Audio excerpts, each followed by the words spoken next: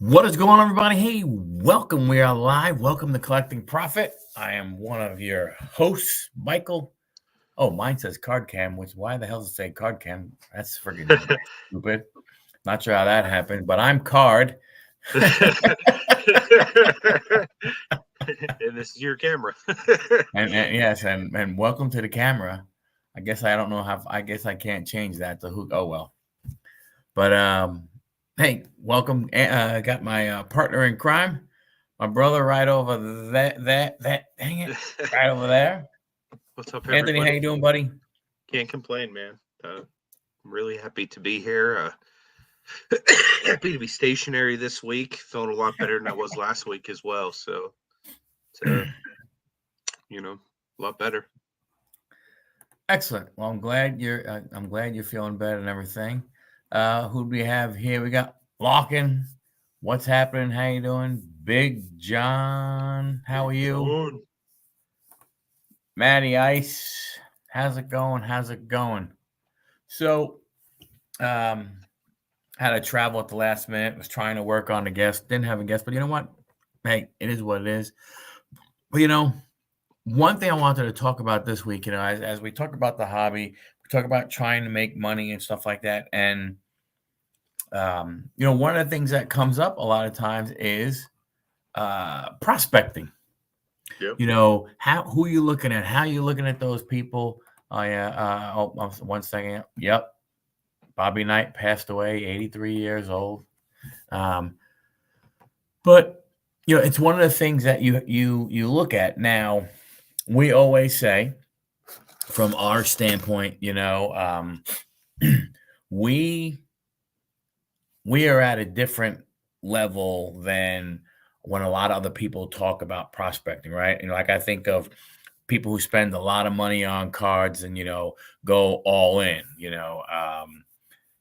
whoever it may be, whatever the player may be, right? That rookie Yep. that everybody thinks, who was it? I know the guy's been a little controversial lately, but Justin Gamble, right? He went heavily into prospecting with Ian Book, and Yeah. probably spent 20 something $1,000 on Ian Book cards, and well, that prospecting didn't work out that well and everything. Obviously, Anthony, for guys like me and you that dabble in a lot of the lower end stuff, we can we can afford to take a little more of a gamble because we're not buying $1,000 cards, $500 cards most of the times. Yeah. You know, For sure. so like I said, so with with me, I mean, like I said, I liked it, but I think it's tough, and you look how fast things go ahead and change. Well, What are your thoughts on it, Anthony? it's funny because ever since you DM me and told me that we're going to be talking about about excuse me about this evening, my mind's been kind of rattling about it, and man, there's so many different ways you can go. Like even thinking of all the people that just put tons of money into Wander Franco just for the kid to throw his career away. You know Yep. what I mean? Even on like a smaller scale, you talk about guys like me and you who might not be going after like, like the Justin Herberts and the Joe Burrows, but they might go after some smaller guys like maybe like a Henry Ruggs who looked really good coming out and then threw his life away, you know what I mean, or whatnot. And then I started thinking a lot about the way that I collect. And one of the unique things is you're more of a baseball guy than me, but Yep. I've done a ton of prospecting of my own in the basketball world, in the football world, and in the wrestling world. So I think that we can kind of compare and contrast and have like kind of like a broad spectrum of the different types of prospecting in each sport because obviously you're going to be looking for uh, different types of things. Mainly prospecting is younger players, rookies, and stuff like that. But for example, in wrestling, I went through a lot of my stuff that I've been listing to eBay, and I had like stacks of rookies from almost every year. Mhm. And what's pretty consistent with most of them They're worth like $1, $2, like Right. next to nothing. You know what I mean? Like, there's the odd like person like, oh, okay, I got a stack of Alexa Bliss rookie cards. Oh, and these ones are unique because she would cosplay her uniform. So I have several that are of her in like her Freddy Krueger outfit or whatnot. You know what I Right. mean? So different things like that are a little more unique. Where for every one of those Alexa Bliss cards I have that have appreciated in value, I now have like 50 Ember Moons that no one gives a crap about. You know what I mean? Or insert any other, Eric and Ivar, the Viking Raiders. Nobody gives a crap about them right now. Or, even Ricochet, like he's having himself a pretty good career. I have like first NXTs of him. They're like $1.75. You Yeah. know what I mean? Like Yep. that's the equivalent to like a Bowman, a first Bowman rookie card in baseball. You know what I mean? And it's like worth nothing. No, So you're right, and it's it makes it difficult, and Big John said, I don't see how you prospect in football, and you're right, and I'll give you a great example, and I don't know, right now, I mean, if he's not going on a very good trajectory, but look at Brock Purdy, yeah, right? I mean, my gosh, his cards were going for stupid money, last season or like that. And now all of a sudden, people are like, they look at the last 3 games and people are like, he ain't the guy, he ain't the guy, he ain't the guy, and I don't know. I don't know if it's right or wrong, but that's one of the things about football that is crazy. That's why, guys can, I mean, I don't know. It's hard to prospect. To me, it's hard to prospect in baseball just because guys, a lot of guys take a while to get there. Right now, I know people go, well, so look at tough too with Corbin all the Carroll. different years of rookies too, like we talked about with Victor. You know what Yeah, I mean? Like, God, who even knows which one's the true rookie or the main rookie? Like, so I mean, that's what's but crazy. And now with like Topps starting to produce a bunch of football and stuff like that and basketball, it's like, man, now I have to start learning a lot of these intricacies and stuff like that. As yeah, well with some of the other stuff. But with football, most of like the big prospecting is quarterbacks. You can there you still prospect other positions because you'll see like, bumps in value, but it's just not going to be as big as quarterbacks. And really with me, what I do is like I do a lot of bargain binning. So I'm prospecting heavy when it comes to basically every season. And coming into football season, I might pick like the top, 2 skill position players to maybe and look kind of for some of their cards of. But other than that, it's like I'm going into it looking for who are the quarterbacks that were just drafted. Stroud, I'm looking for him. I'm looking for yep, Young. I'm looking for Levis. I'm looking for all of these new guys that I don't even care if they've played yet or if they're in line to play week 1. Basically, I'm trying to get rid of their cards before they play. Because here's the thing with it being so heavily dependent on quarterbacks, over half of these quarterbacks aren't going to pan out. So for hmm me, when it comes to prospecting them, now there's always if you have a Mahomes rookie card, stash that. You know what I mean? right, Because that's something you could hold on to long term, and that's more. I don't really consider that prospecting unless you grab that like his rookie year when he was behind Alex Smith. You know what I mean? That's more of a prospecting move. But now that he's like the main quarterback, prospecting's more so like, hey, you grab some Will Levis coming into this season because he was the third string quarterback, and you had an idea that if he got a chance to play, he might, have an impact. You know what I right, mean? So, exactly, Walken. Right now is the perfect time to sell Will Levis. You know what I yeah. mean? I'd have been selling him like the minute they even said that he was going to play.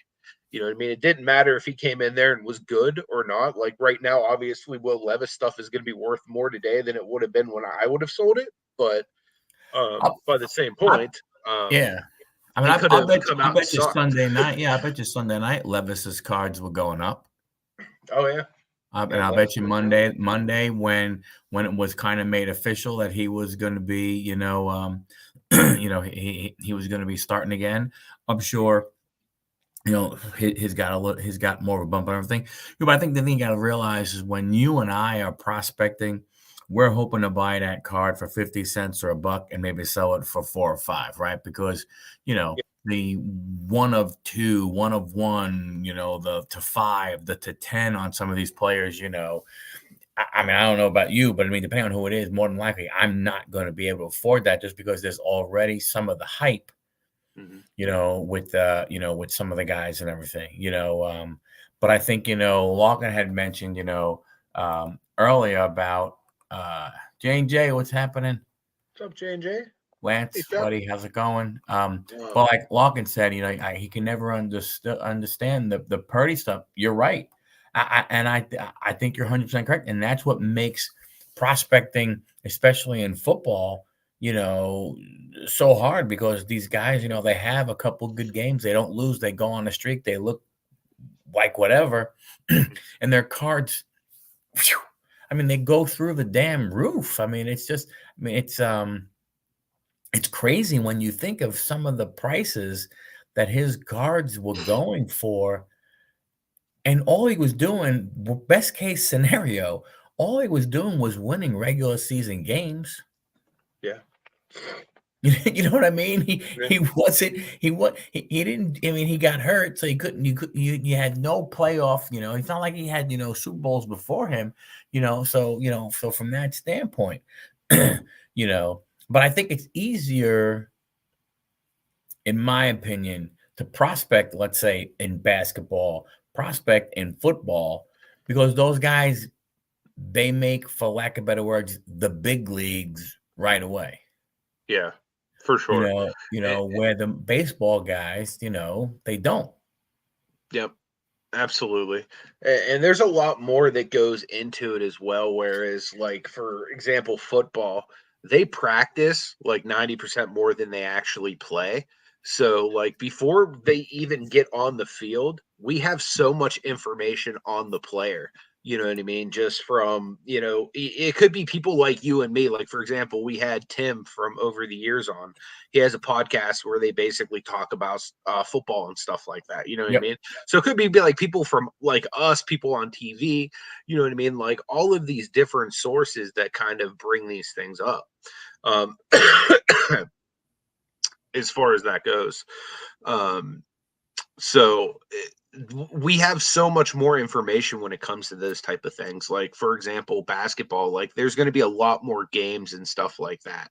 You know what I mean? So we're going to get to see a whole lot more swings and like prices and stuff like that. But when it really comes to like the prospecting of it, that's what I really like about football is it's really there's a lot of like game planning for me that kind of goes into it and like almost like studying kind of what players are going to do and what the positioning is going to be for the team. You know what I mean? Because, for example, some coaches might want to tank. And if that's the case, that's going to give a younger quarterback a better chance of getting into the game as opposed to them like rolling a, veteran quarterback that, might give them like, like a 9-7 season or, Right. something like that. They might say, rather than being mediocre, let's go ahead and just let the young guy, excuse me, get the experience and whatnot. So, like, just looking into those type of things, like preseason and even like coming into the season, having so many different sources where you can kind of get that information all the way from like small podcasts to like ESPN. You know what I mean? To um, fantasy football, I get like beeps on my phone constantly. Like any of the players that I have on a fantasy team, um, I get alerts of what's happening throughout the week. You know what I mean? It's like, oh, you know what I mean? Najee Harris woke up with diarrhea today. You know, Joe Burrow has pink eye, XYZ, you know what I mean? Yeah. Like right away, you just know it's like information at your fingertips. So, and I know that fantasy works with other sports and stuff like that, but I just feel like with the information and stuff that's around the NFL right now, for me, it makes it a lot easier to prospect a lot of that stuff. And like I said, I try to get in and out before like the players have a chance to actually prove themselves. So if I'm grabbing like a Levis card for $1, he starts starting, it's like a $3 to $5 card now. You know what I mean? Like that's kind of like the wheelhouse I'm in. I'm not like looking to grab the Will Levis card and then expect him to be Tom Brady 20 years from now. You know what I mean? 20 years from now, I don't want anything to do with the Will Levis card. Well, yeah, and I agree, right? I mean, Dom had said, "Hey, who are we prospecting?" And what I would tell you is that, you know, um, for me right now, it's a little tough, um, because when you're trying to look at product and stuff like that. So, for instance, if you're looking at football, um, you know, I do like Stroud. I think Young. I'm not sold on him. Not sure where his cards are going to be. Um, but I think he had. I mean, I don't know. I don't know about him yet. I don't know how. I mean, I hate to say how about his size and everything, but I don't know what it's going to take because the team around him is so bad also. Right? I mean, they're 1-6. They really don't have anybody. They really don't have, any runners. The only receiver they got, I mean, they have Thielen, but he's on the other side. He's not an upward trajectory guy with his career. You know what I'm saying? He's been in the league for a while. They traded away their first freaking round pick to Chicago. Yeah. So right now, Chicago, Chicago somehow won a second game, but Chicago potentially, is going to have, two, and they could still, in some crazy ass way, end up with the first and the second pick. More than likely, they're going to have two of the first three or four picks. So I wonder, do you take a chance on someone like Justin Fields and look at some of his rookie stuff? Because maybe if he gets a couple more weapons, to get a couple more pieces. I mean, I don't know. I don't watch him enough, but I'm just thinking, out loud from that standpoint. But from a quarterback perspective,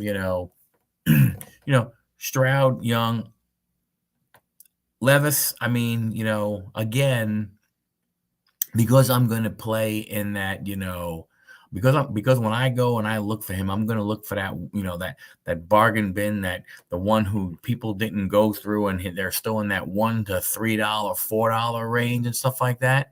I'll still pick up some of his stuff, some of his basic stuff. If I can find some color, color and numbered stuff, it doesn't have to be, not to 5 or to 10, but even any kind of numbered stuff and anything that has some color to it, I think it's worth picking up as long as you're not going to pay a lot. Like, I'm not talking about going out there and buying looking for every Will Levis one of one, and next thing you're $6,000-$7,000 in the hole because you bought a crap ton of that, and all of a sudden the guy craps himself and he ain't worth shit.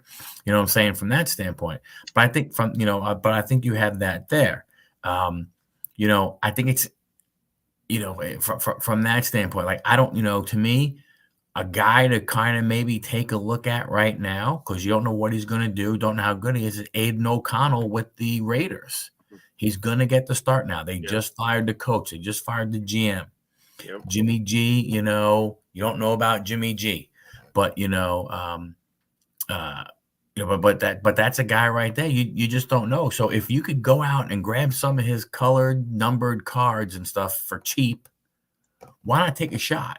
Right? Again, because you never know. You never know. Especially if you can get them like out of bargain boxes and stuff like that. Like you have no reason not to, like, especially with any of these quarterbacks that are going to see playing time, because there's going to be somebody that's sitting out there that like has sat through like terrible quarterback after terrible quarterback after terrible quarterback, and they'll be like, oh, Aiden O'Connell, this guy could be like the savior of our team.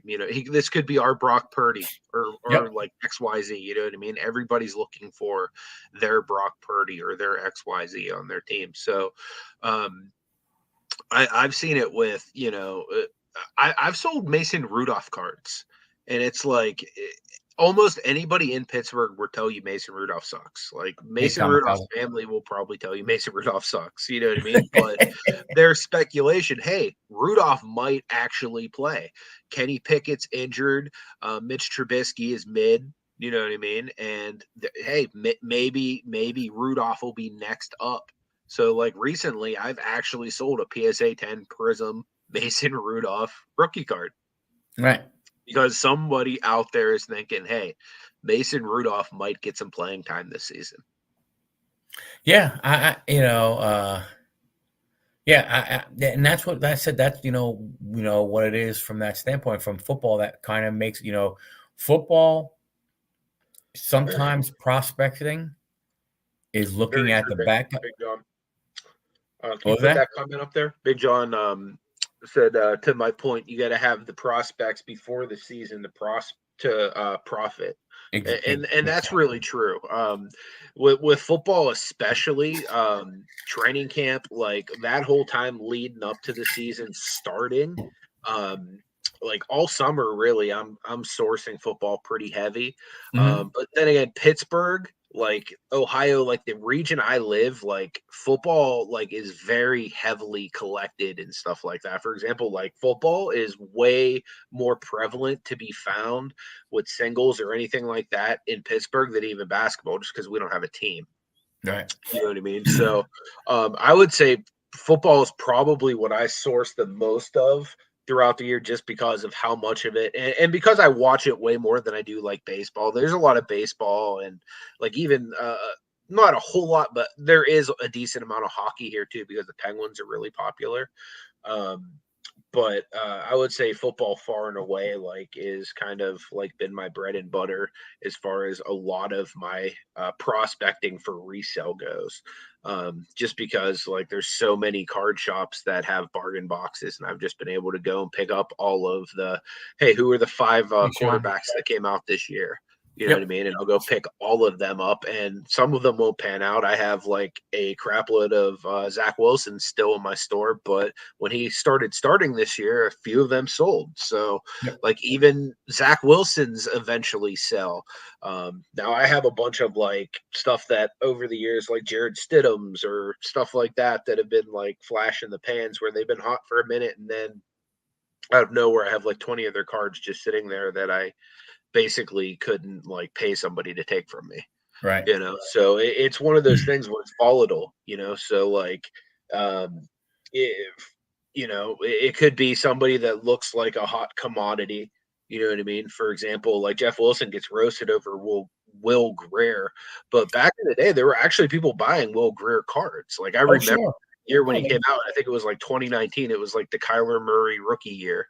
mm-hmm. But it was like a little bit weaker of a class, like as far Yep. as like quarterbacks and stuff went. So like I actually remember people buying Will Greer cards. Like now Mm-hmm. you look back at it, like that's crazy. Like people would buy that, but like you know what I mean. So like the But well, same but that's a great example right there. Jarrett Stidham, you know what I mean, or Yeah.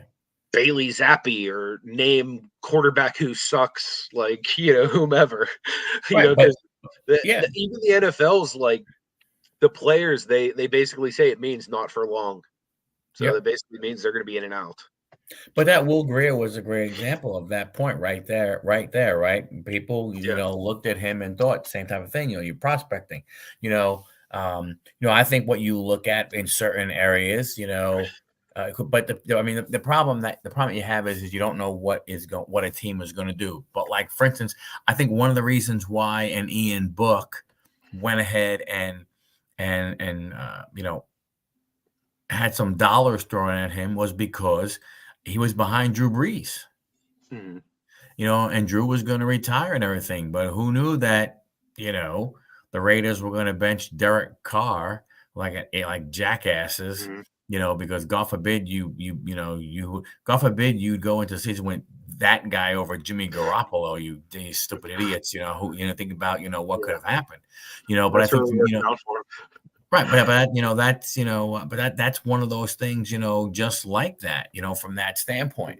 I mean, I started and again, wasn't going for the big dollar cards, but I was trying to find some colors and some number cards of Kyle Trask, Yeah. when he was sitting behind Tom Brady, because you're thinking, hey, he's learning, who knows, and everything. Now, the thing is, Baker went there, and who knows? There's still Kyle could still go ahead, and do something, but from that standpoint, I think that's when you to me, if prospecting football, I think the weird part about it is the truth is, I don't know what percentage, but it's got to be in the high 90s. It's all about your quarterbacks. Oh yeah. I mean, yeah, you running back, yeah, you wide receiver, but I mean, for the most part, that's really where, the money is. Now, other players, don't get me wrong, when you're getting into low numbered cards and stuff like that, that's a different story. We're not talking about that, a 1 of 1 for Aiden Hutchinson or a 1 of 1 of TJ Watt. Yeah, they might not sell. They're not going to sell for the same dollars, let's say, as a quarterback, but they're not selling for $5. $10. These are actually sneaky things. I think if you're going to get into something that's more than like the type of prospecting that we're talking about, where it's like the minute this person steps on the field, like we're going to try to get rid of their stuff. Like if you're talking about like an Aiden Hutchinson or like a TJ Watt, those are the type of players where I say if they're rookies and they're cheap because they're defenders, that's when you might want to start sticking like a little pile of like low numbered, refractor silvers, like whatever of those players, because like, for example, TJ Watt, his rookie year, I was like, if this guy's even like as good as his brother, it's probably worth having a few of his cards. And like, because of that, I have like a silver prism. Granted, I think his rookie year, every rookie that year was a silver card. That was also Mahomes' rookie year. It was 2017. But I have like a silver prism. I have like 3 or 4 different of the optics of his rated rookie, like all that stuff, just because it was like, hey, if this guy's even half as good as JJ Watt, like I want to have like a few cards because they're cheap because he's a linebacker. You know what I mean? Like, granted, they weren't like the cheapest, but I think he was drafted like somewhere in like the 20s or close to like, the end of the draft when we got TJ Watt that year. So, Yeah. um, And I think when you look at someone like him, and you look at someone like 800, when you look at some of these defensive guys, Micah Parsons and all that type of stuff,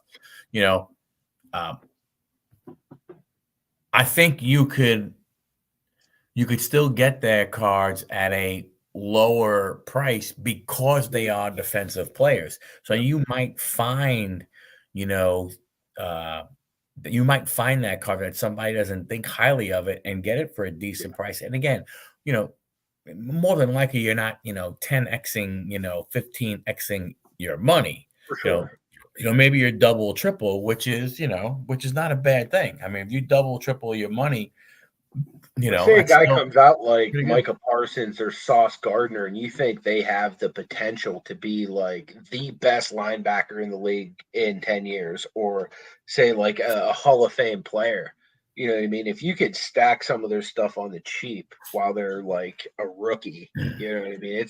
I think it's a good bet, especially on some of those defensive players or like lesser skill position players. Like if you just have a gut feeling that this guy's going to be like a Hall of Famer or a stud or whatever, I think it's okay to bet, especially if it's on some of these lower dollar prospects. And then if you miss, it's like, for me, my case, it's like, oh, I got some TJ Watt cards. Poor me. You know what I mean? Right. Like, Yeah, but him the other playing for your team doesn't hurt you.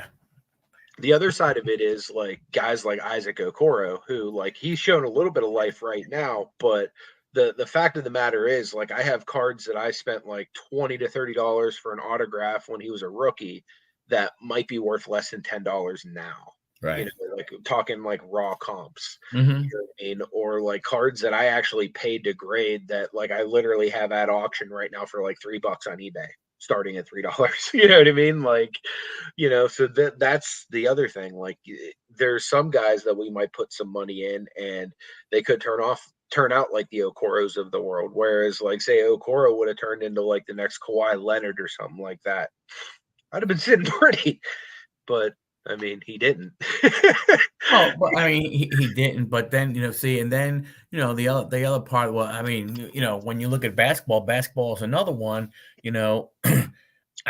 you know, what's interesting about basketball now is that these guys start getting hype, you know, 2, 3 years, Hmm. some, as much, before they're even going and everything. I mean, it's like it's amazing.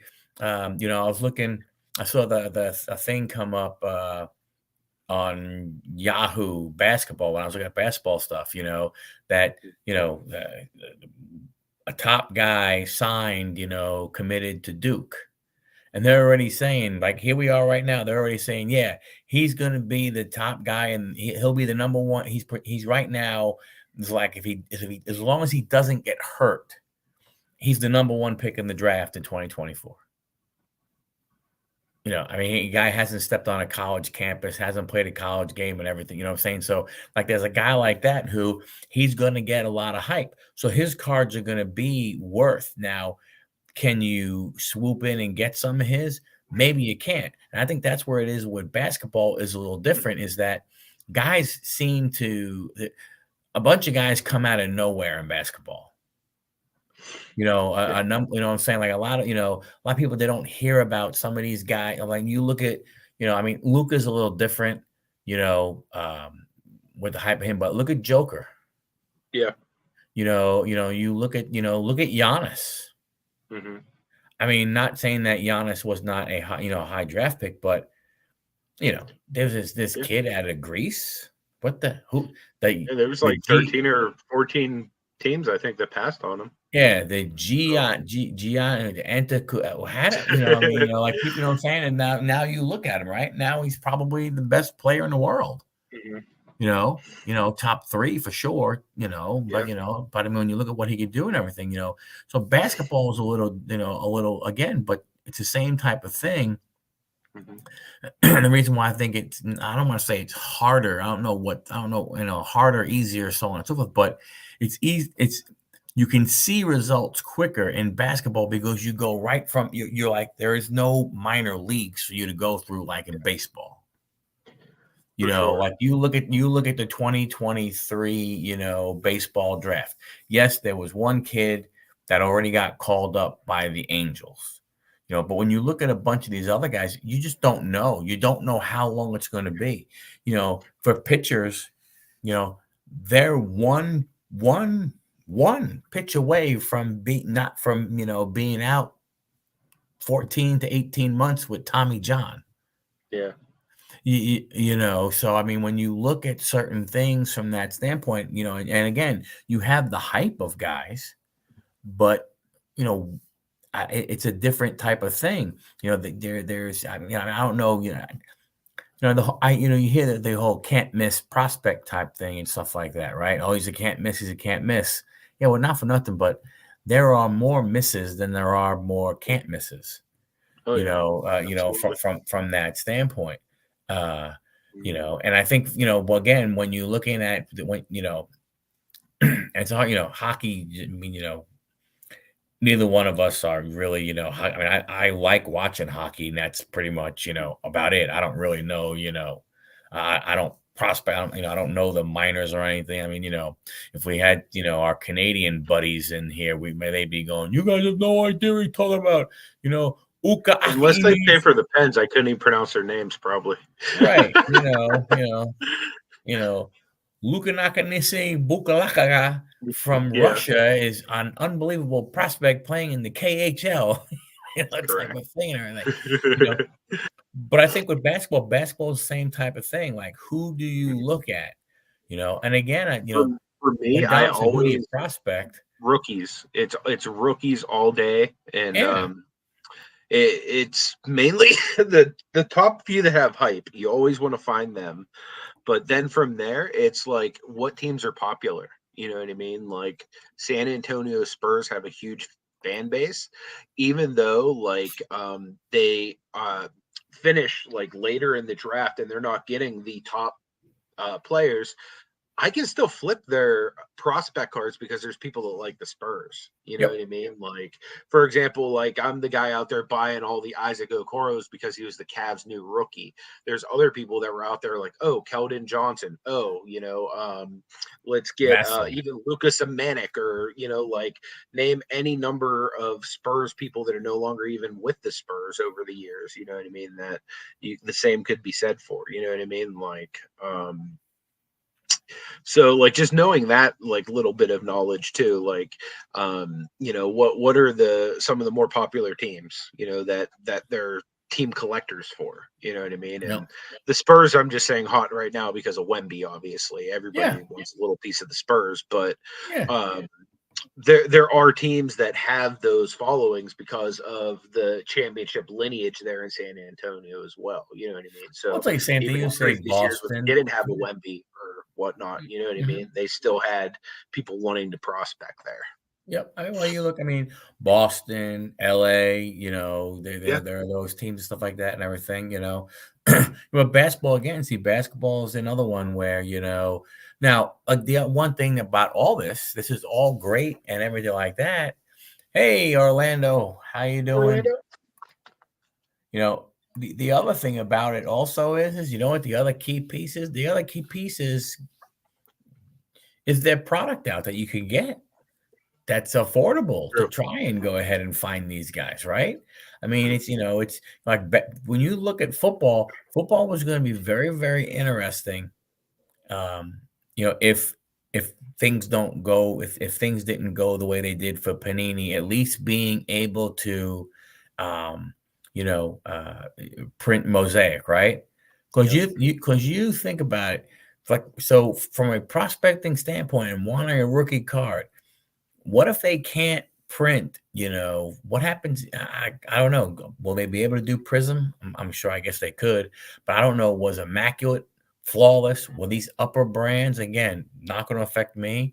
Because I mean, unless I'm in a free break, that's probably the only way I'm getting a flawless card or an immaculate Yeah. card, or a national treasures card.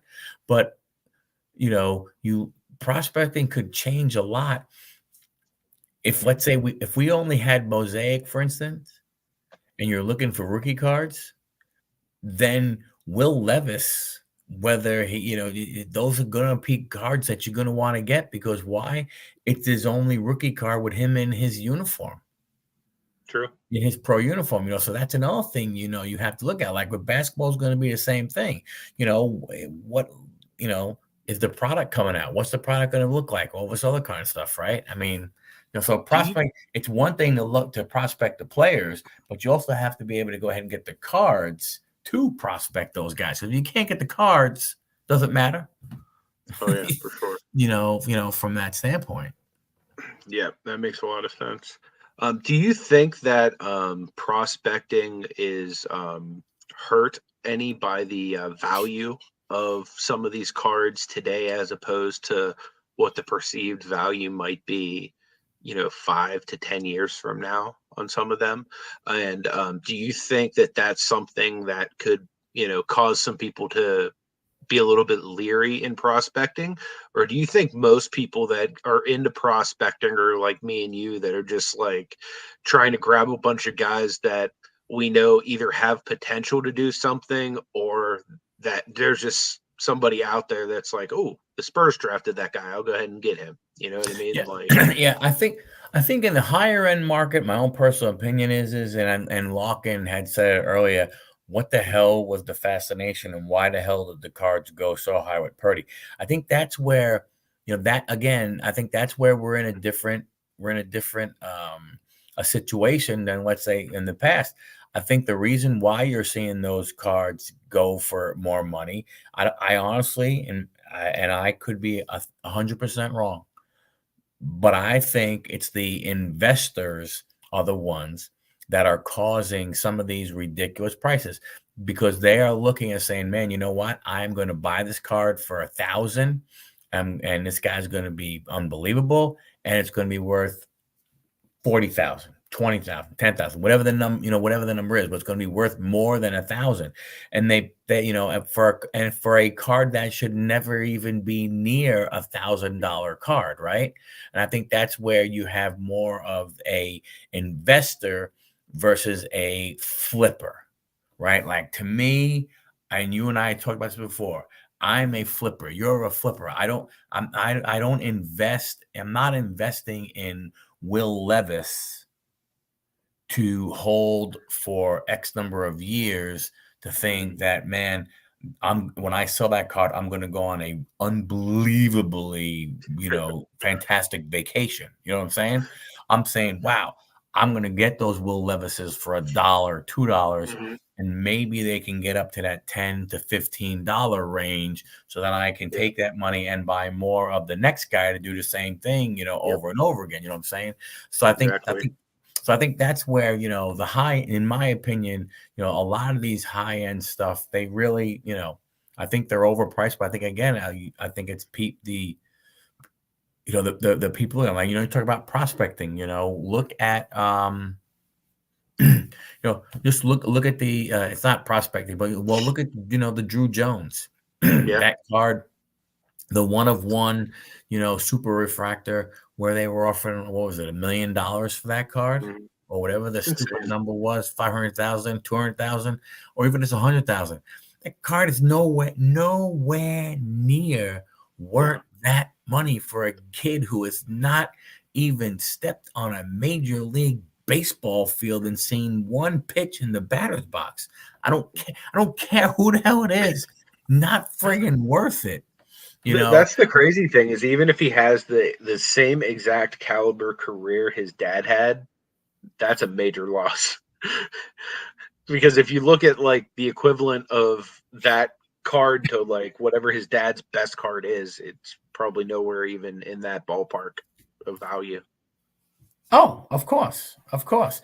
So that, to me, that's, and that's to me, that's an investor getting involved. That's now I think that was, David Adams. A lot of some of the card shops are doing that type of stuff. Where do You you know, think they're getting this money from? Or are they just not buying the card? Or like, uh, I find it hard to believe that David Adams is like, as a business, going to say, "Hey, I'm going to give you $1 million for that Drew Jones," and then think that they're going to turn a profit on that.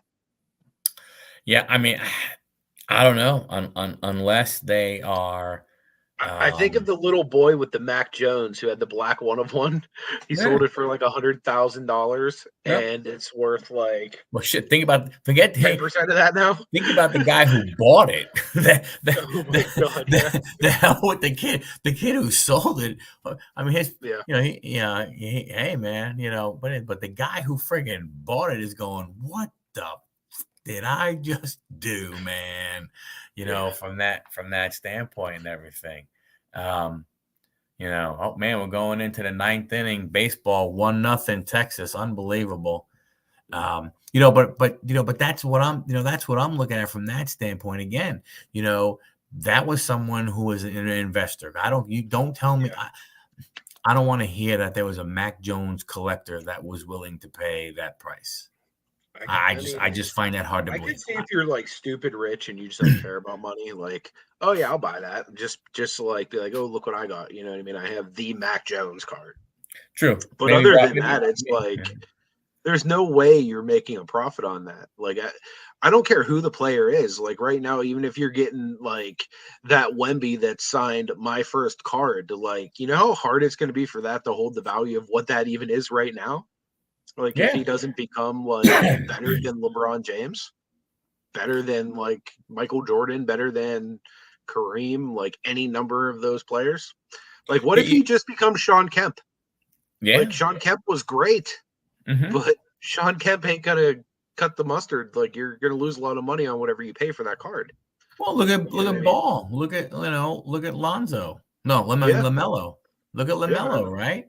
Look at any of the Ball brothers at this point. Yeah. But I mean, you look at that. Well, hey, look. All we got to do is look at the massive craze that happened just before the vid. Zion Williamson. Mhm. I mean, some of his cards were going for 75,000, 50,000, some stupid money and stuff like that, and again, that's also a supply issue back then.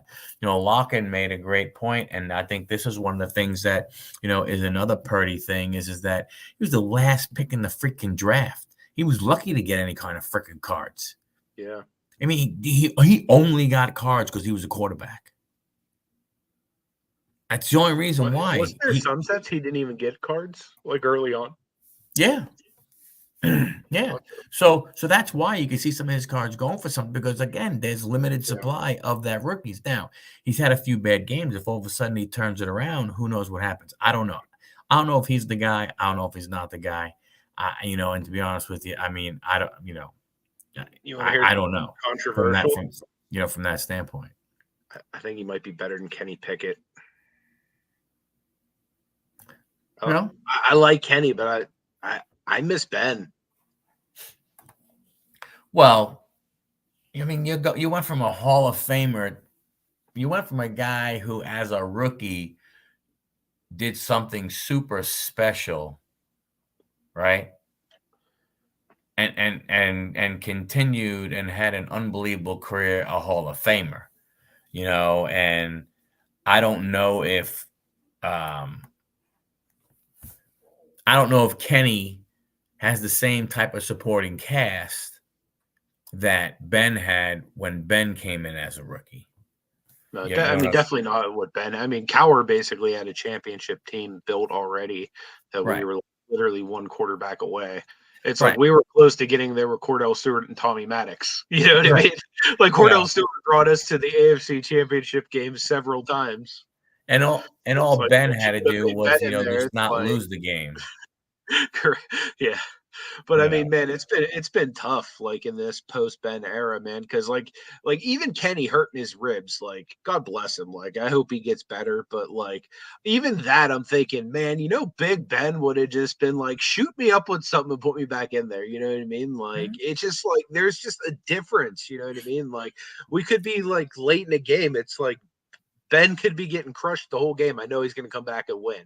Whereas, like, I just don't have that feeling with Kenny Pickett, man. Like, I have that, like, Joe Flacco feeling with Kenny Pickett. And I don't like it. Hey, man, for my team, we're still waiting for a comeback from the Joe Namath era. So, I mean, we you know what? The Flacco won a Super Bowl, though. So, like, I still feel like Pickett could be good enough to win a Super Bowl, but I feel like he's got that Flacco factor.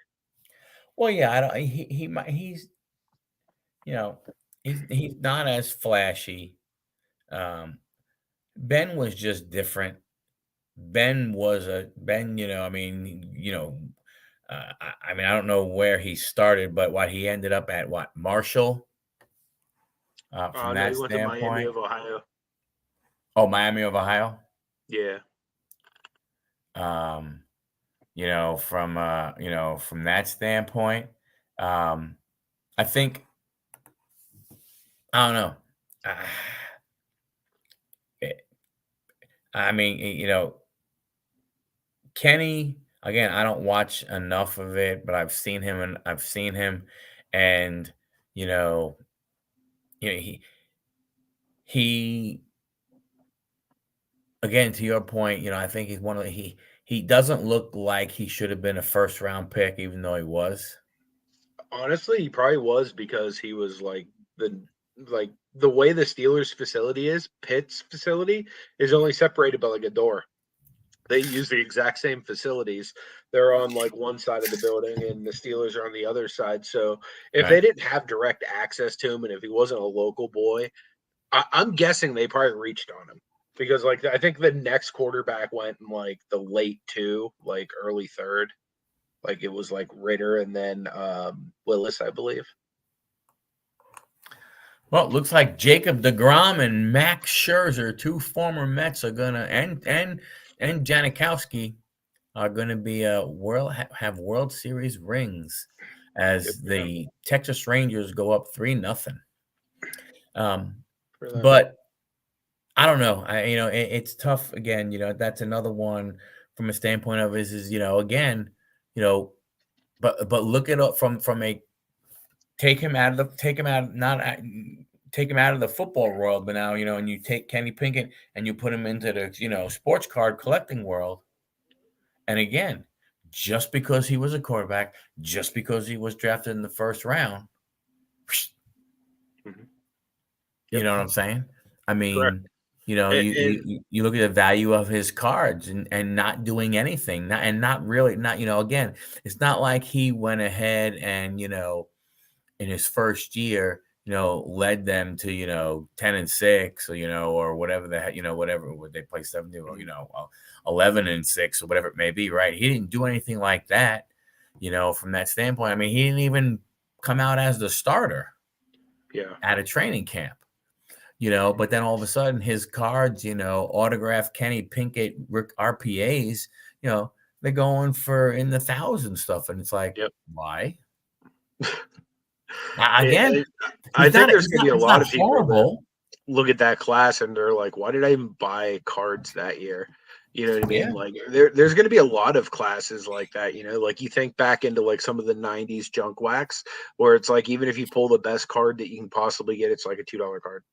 Mm-hmm. You know what I mean? Like, so like even thinking back on that, like when it comes to prospecting, if you're more of a long-term prospector, you know what I mean? You might not want to even target some draft classes, or, say it's a really, really good draft class, you might want to go a little heavier on it just to make sure that you have those cards for when it's time to sell or whatnot.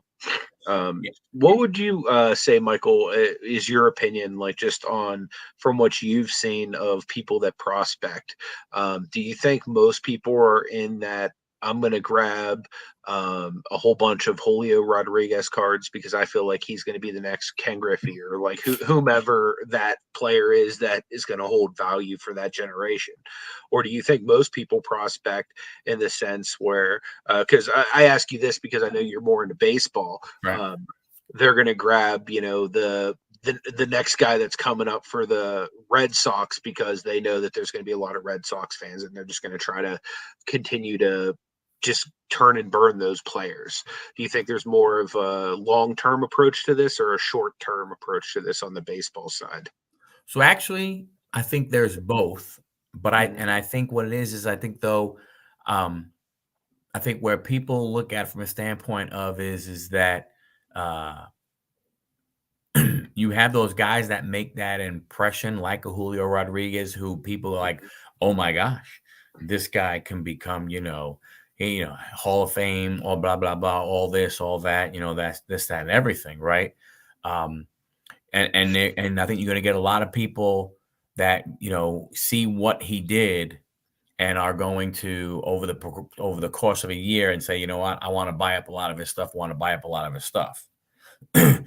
I think where you find the other scenario that you talk about of is more of a turn and burn. I think you're seeing that with a lot more of the Bowman and a lot of, some of the rookie stuff.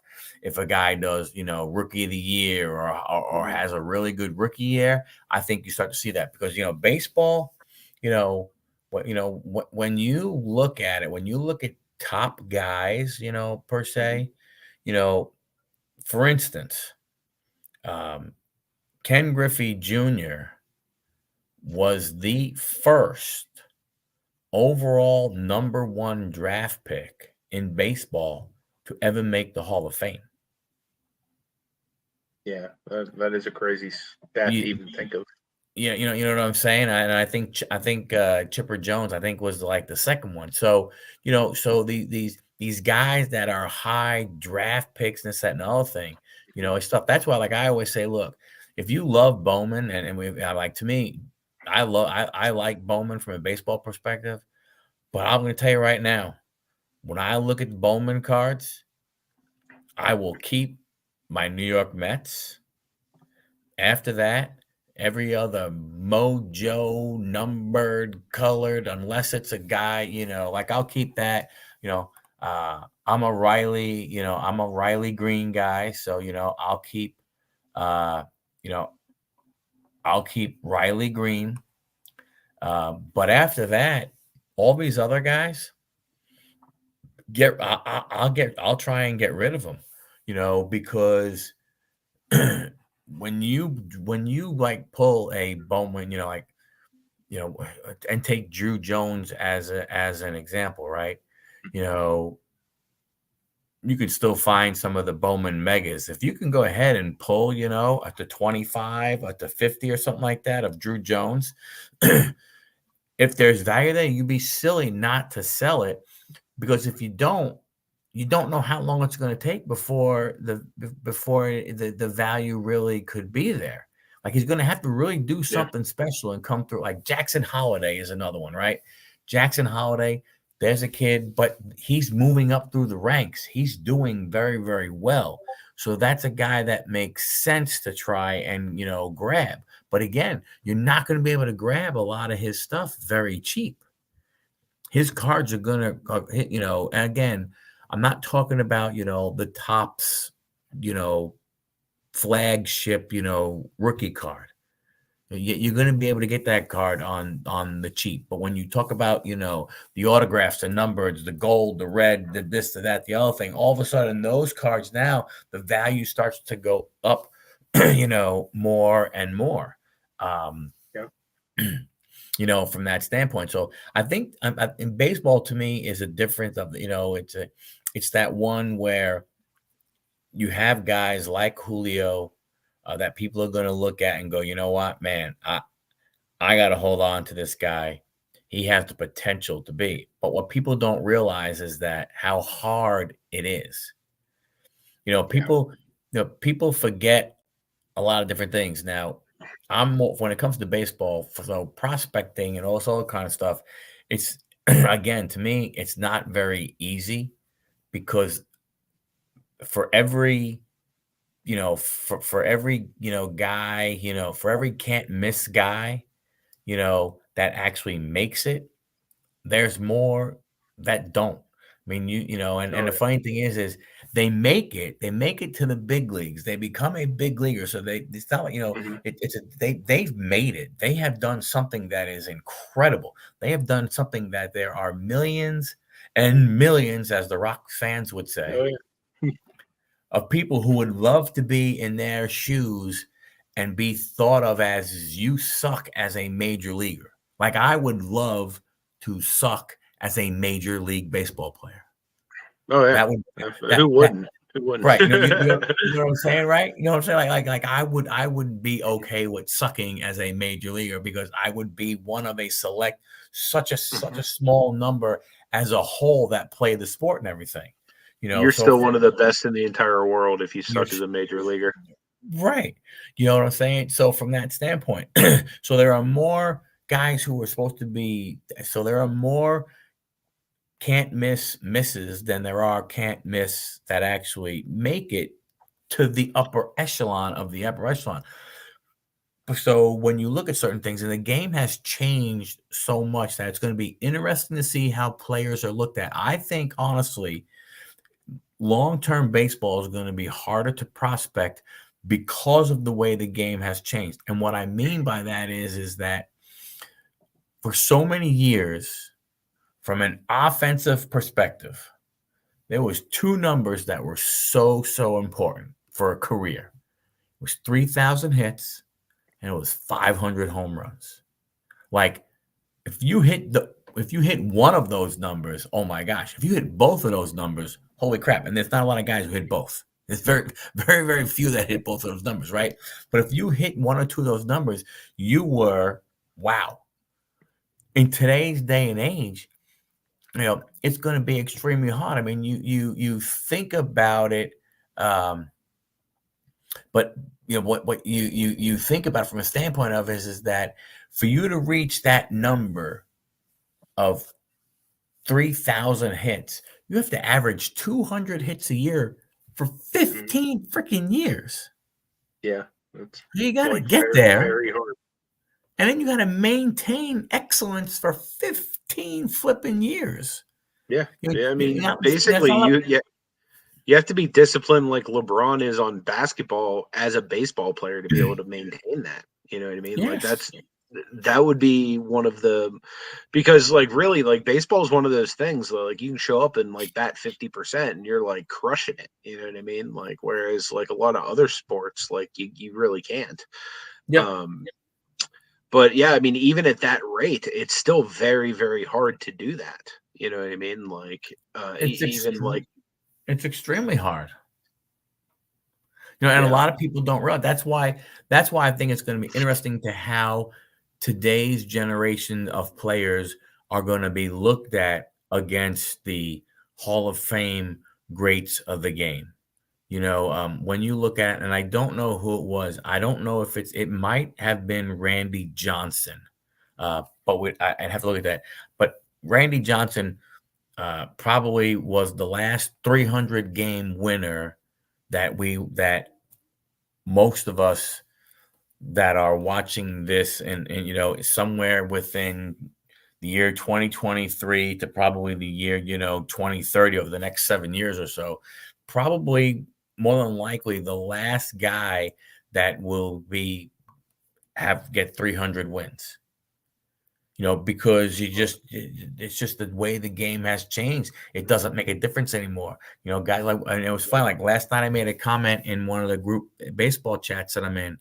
We are in the World Series, and Game 4 of the World Series was a bullpen game for Arizona. A bullpen game, meaning they didn't use any starting pitchers. That basically now they got blown out, but if they didn't get blown out, the idea is no one of their pitchers are going to face more than 6 batters, Mhm. maybe 7 batters. That was going to be it. You know what I'm saying? I said, so that type of stuff changes the game so different. So it's going to be very interesting to see how it is. Like Lucky, you said great player, but but are even great players worth a lot? Arenado, Beltre. Yeah, I mean, I don't know. I mean, let And me that's the ask thing. you. Some of them will, and some of them won't. It's really going to be dependent on how the hobby looks at them.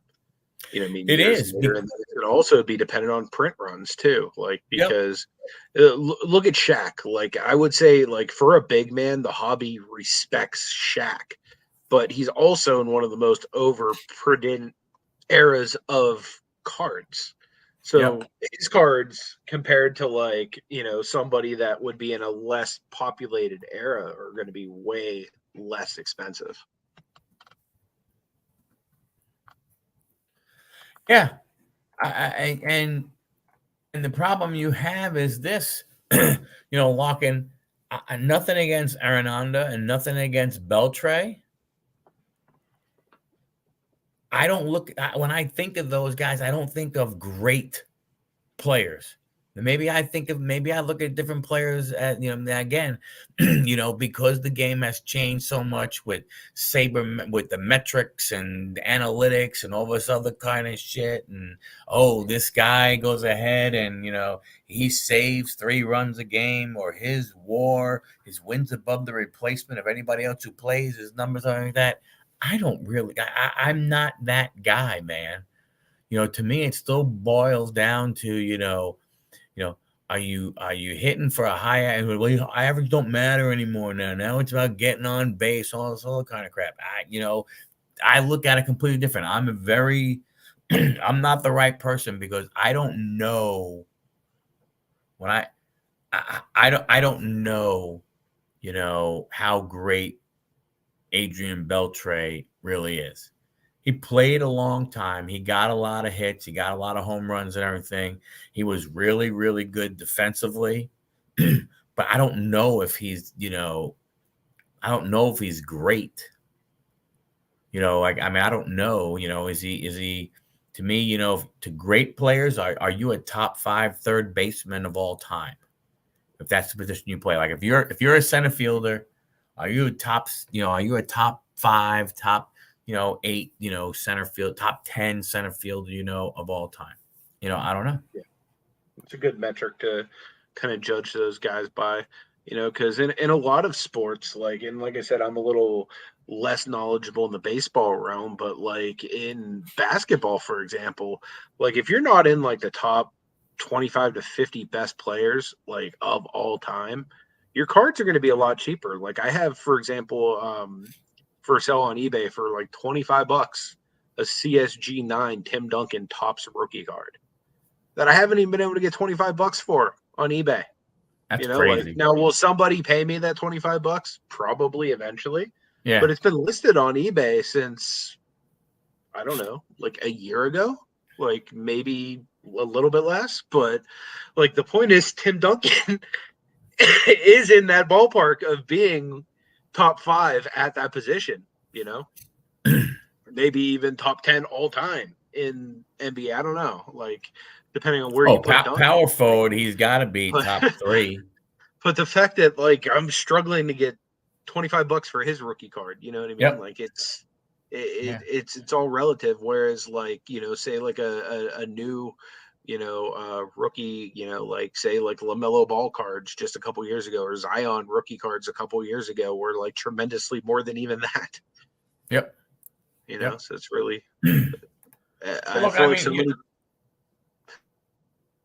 but I so mean, many looking, people want to get you the know, Tom 100%. Brady rookie card when he was a 6th-round pick. Yep.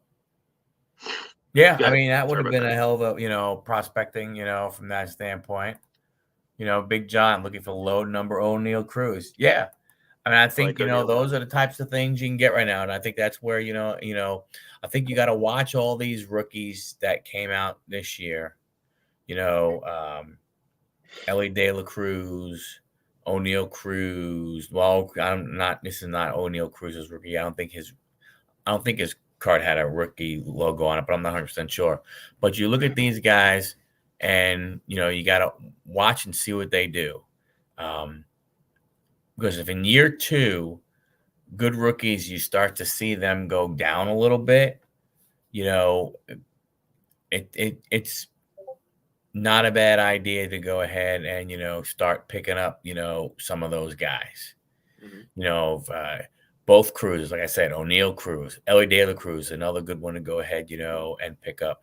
And I think when you have to look and see certain things, Evan Carter from the Rangers, who just won, that's not a bad guy to go ahead and pick up and try and stash some of his.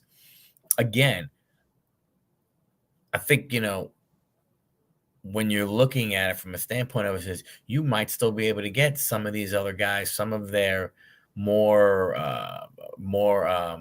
what do you want to call it? More desired cards for not as much money in baseball when they're not as, let's say, known. I think the other thing you got to look at from a standpoint of is if you're a baseball fan, right? If you're a baseball fan and you're in the sports cards and prospecting, it's a lot easier for you because you're a fan. So you're watching the games, you're looking at all kind of stuff, right? If you're an investor, maybe you do the same type of stuff, but probably not on the same basis, because baseball is more of it's such a regional game. It's not as big a deal, as, let's say, like the NFL, right? I mean, the NFL owns basically they all pretty much own Thursday night, all day Sunday, and Monday night. Yep. Right. And, you're always able to watch, you're always able to watch not only your team, but and think about it. If you're sitting there, you're in Pittsburgh and you have probably between Thursday to Monday, there's 5 games for you to watch, right? If you're a football fan and you're watching Thursday, then on Sunday, you usually get your local team and then another afternoon game. And then you have the Sunday night game. And then you have the Monday night game. So there's 2, 4, 6, there's 8 teams that you normally would not watch that you do watch because, because they're on, right? They're not, it's more, countrywide. Whereas baseball, what? You have Wednesday night baseball, And that's pretty much it from a national standpoint. And it's normally on, I don't know how it is where you are, but in Pittsburgh, baseball is typically on like a smaller, more like regional sports channel, as opposed to like if the Steelers are playing, it's on like CBS, Yeah. Fox, Yep. like, one of those type of stations. Whereas if the Pirates are playing, it's on like Fox Sports Pittsburgh, Yep. which like my cable package here at the house doesn't even include. You know what I mean? Right. Like, so like you actually need to have like a better sports package to even get them.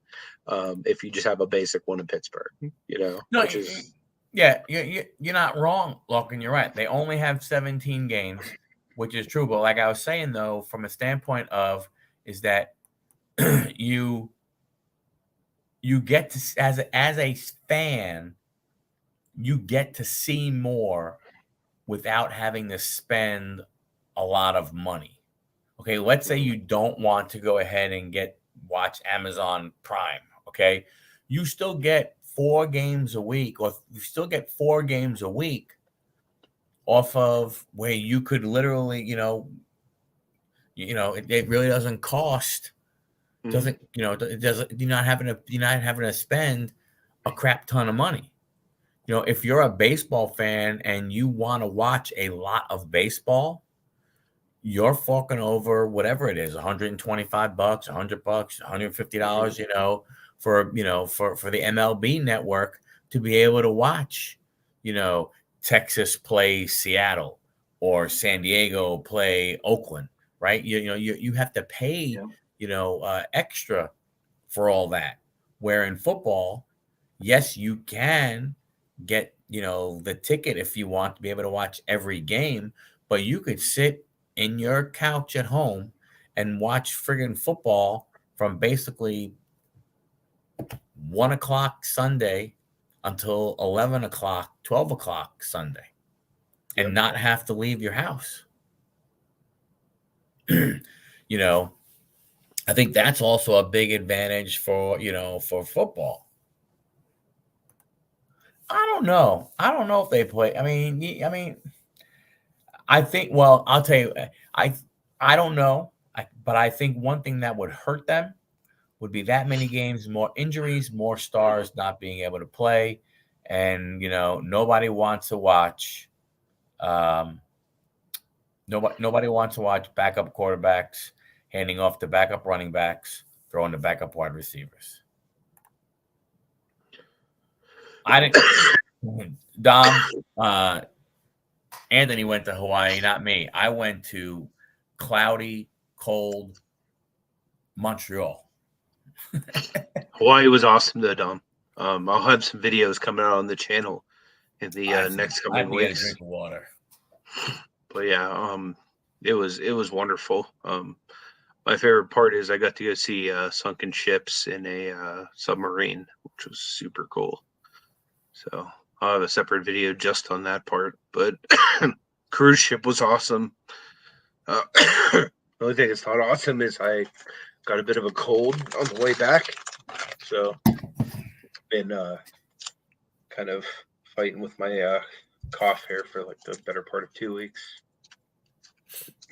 Getting better. You'll get there. Alcatraz was fun. That was a good Alcatraz video. Thanks. Yeah, I loved Alcatraz. Yeah, that was like one of those things I always wanted to see. And you did the submarine thing in San Francisco. Yeah. Yeah. When we and went shout out out to the lady Phil if she's still watching, because she's kind of the reason I've been recording a lot of that stuff.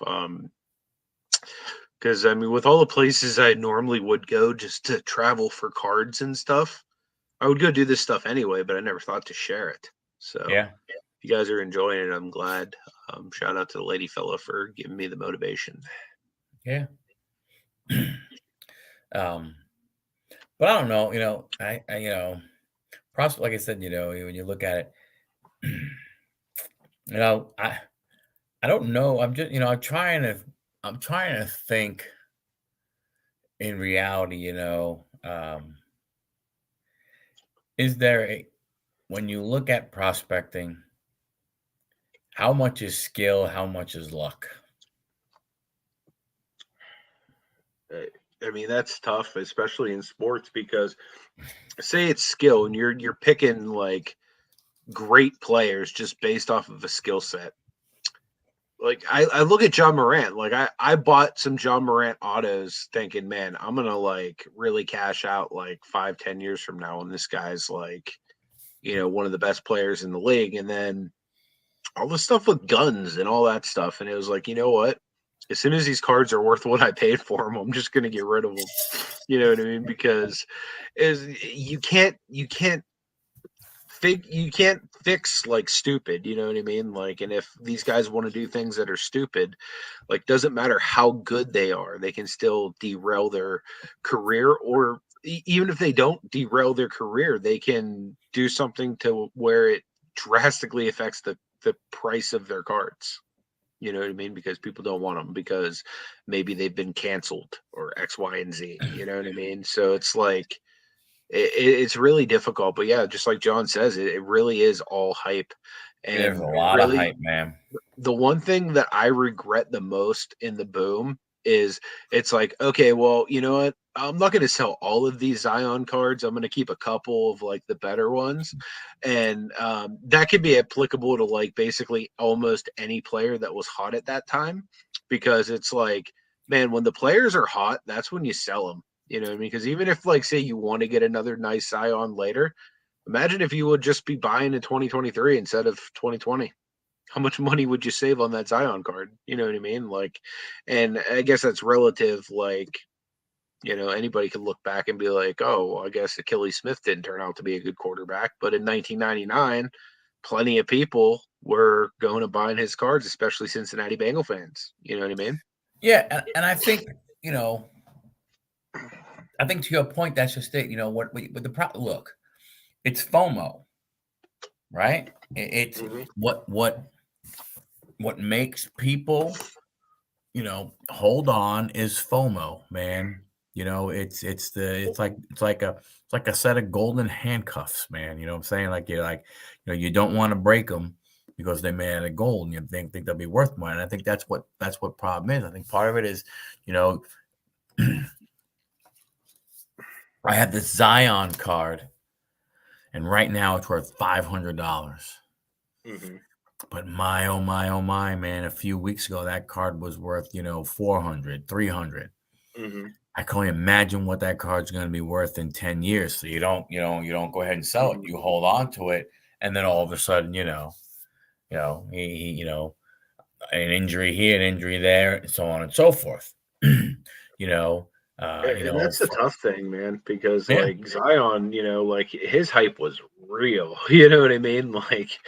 Like people were basically touting him as like, hey, this is the guy that's come to take over for LeBron already. You know what I mean? And yep, it's like even years later, he's still like far and away from that. You know what I mean? He still shows like a great bit of talent and stuff, but like do I think his cards are anywhere going to be worth what they were his rookie year? Probably not.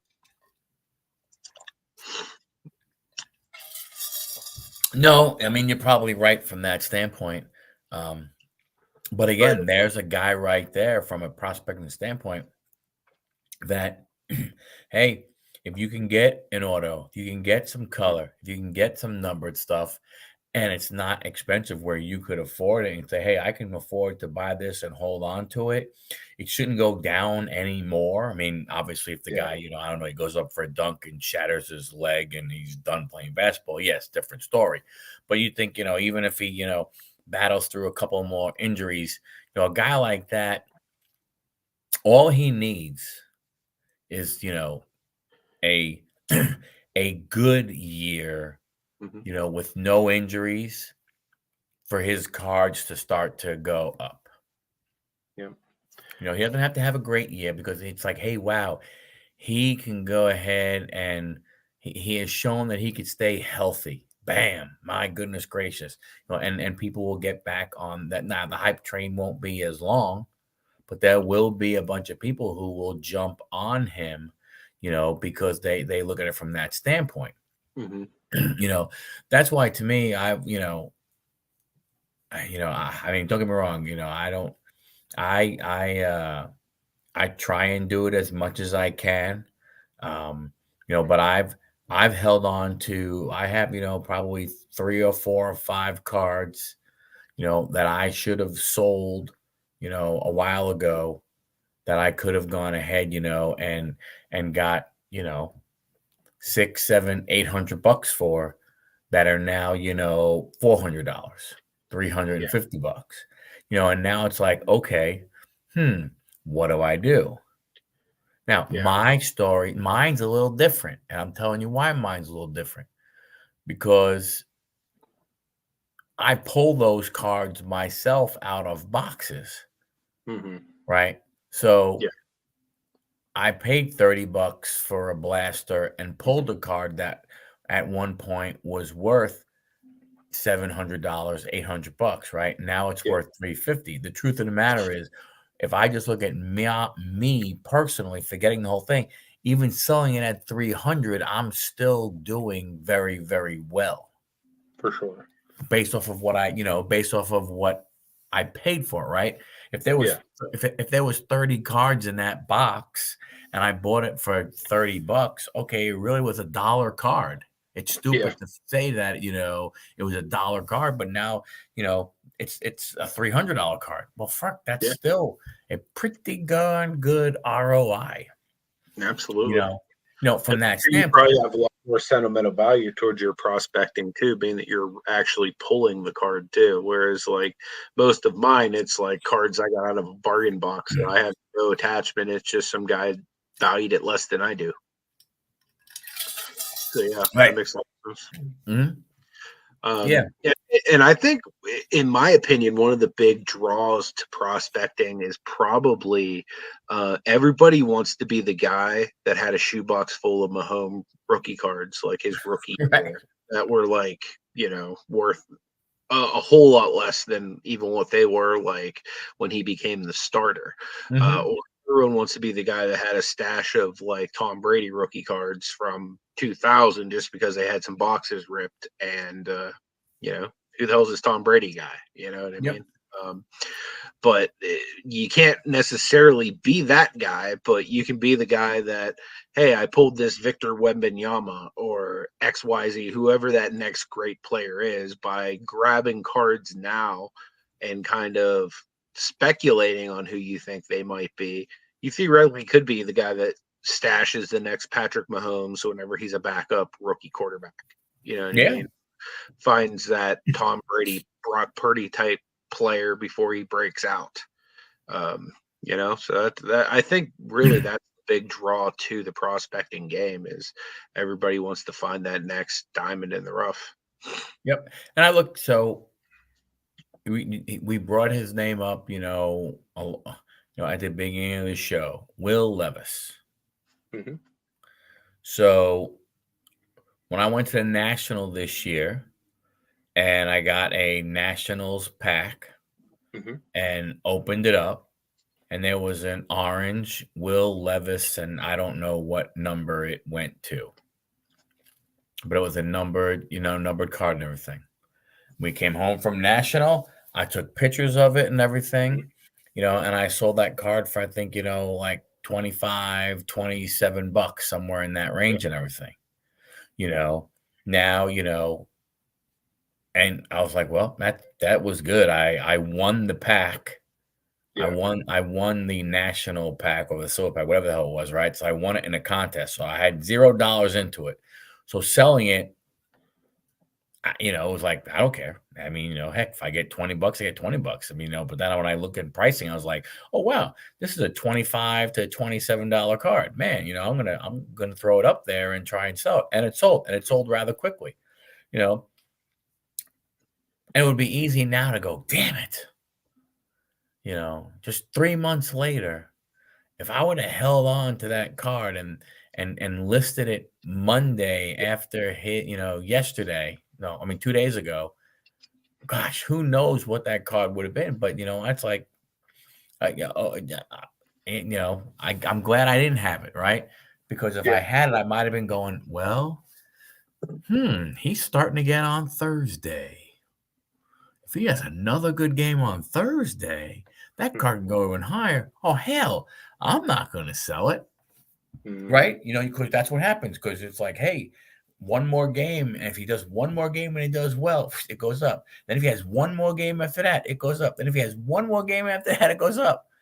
But you realize if all of a sudden one more game and he throws freaking 5 interceptions, Absolutely.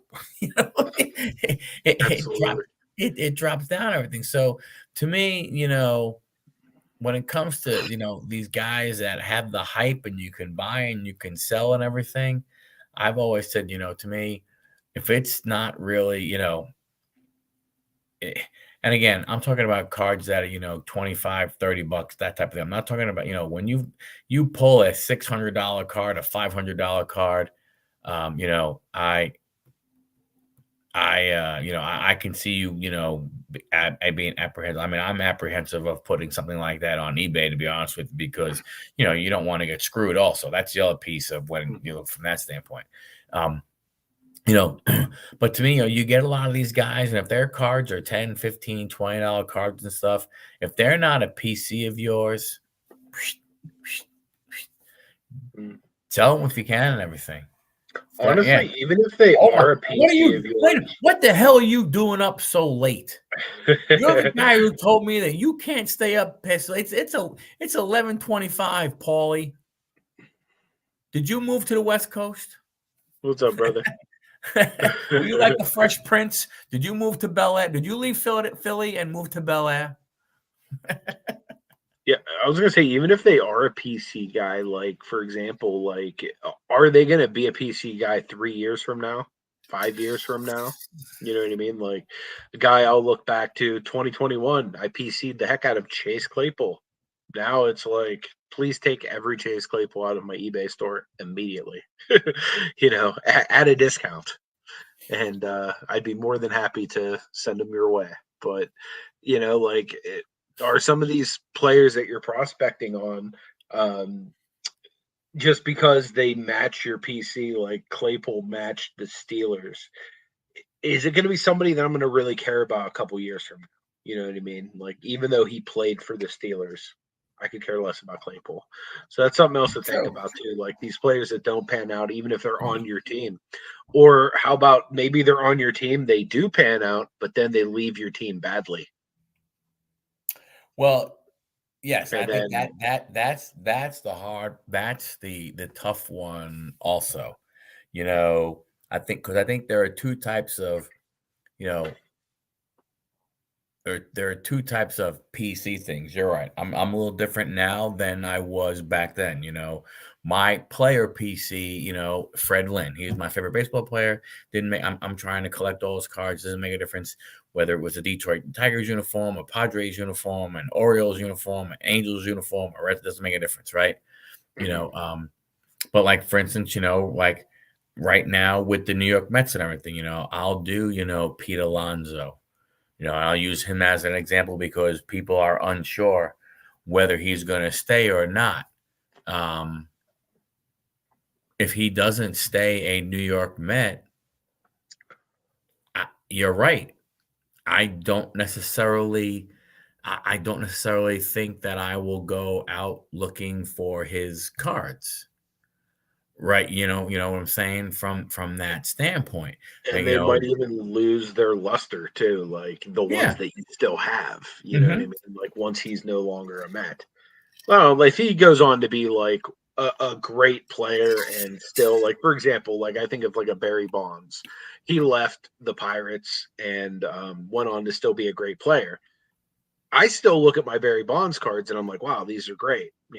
Partially because half of them I got whenever I was a young kid. The other half is because Barry Bonds is like one of the best players of all time. And I think back on him with like fond memories, even though he's one of the poster boys of the steroid era. But like that was my era of baseball where I grew up, was like the 80s and 90s and like the steroid era, like the McGuire Sosa. Like I remember going to games that year, I think 1997 or whenever it was, trying to catch balls at the Pirates Stadium when Big Mac or Sosa came through town. Like those are like the golden years of baseball for me. Night, Sean. Have a great Good one, night, buddy. brother.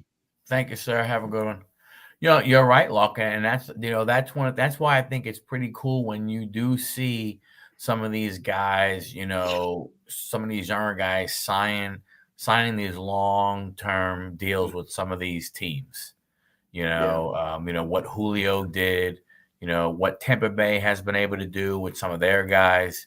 It hasn't panned out yet, but most people thought Key Brian Hayes would never stay with Pittsburgh.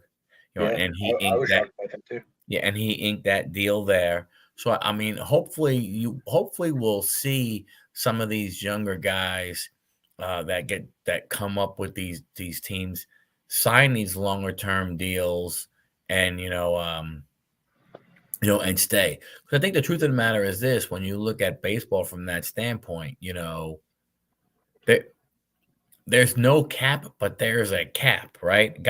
Teams Yep. are not going to be able to have 250 to 300 million dollar contracts at every single position. You're just not going to be able to. That's definitely another thing. No, it is no chance the Royals would still have someone like Mahomes or Kelsey. You'd probably be right, but the thing is if you're the Royals, why would if you have to if you need somebody, would you why wouldn't you spend the money? Why wouldn't you give it a shot? Well, okay, Logan, what are they going to do with Bobby Witt Jr.?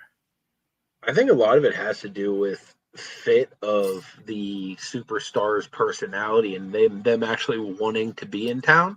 Like I'm a lifelong Cavalier fan. I've been a fan since the early to mid '90s.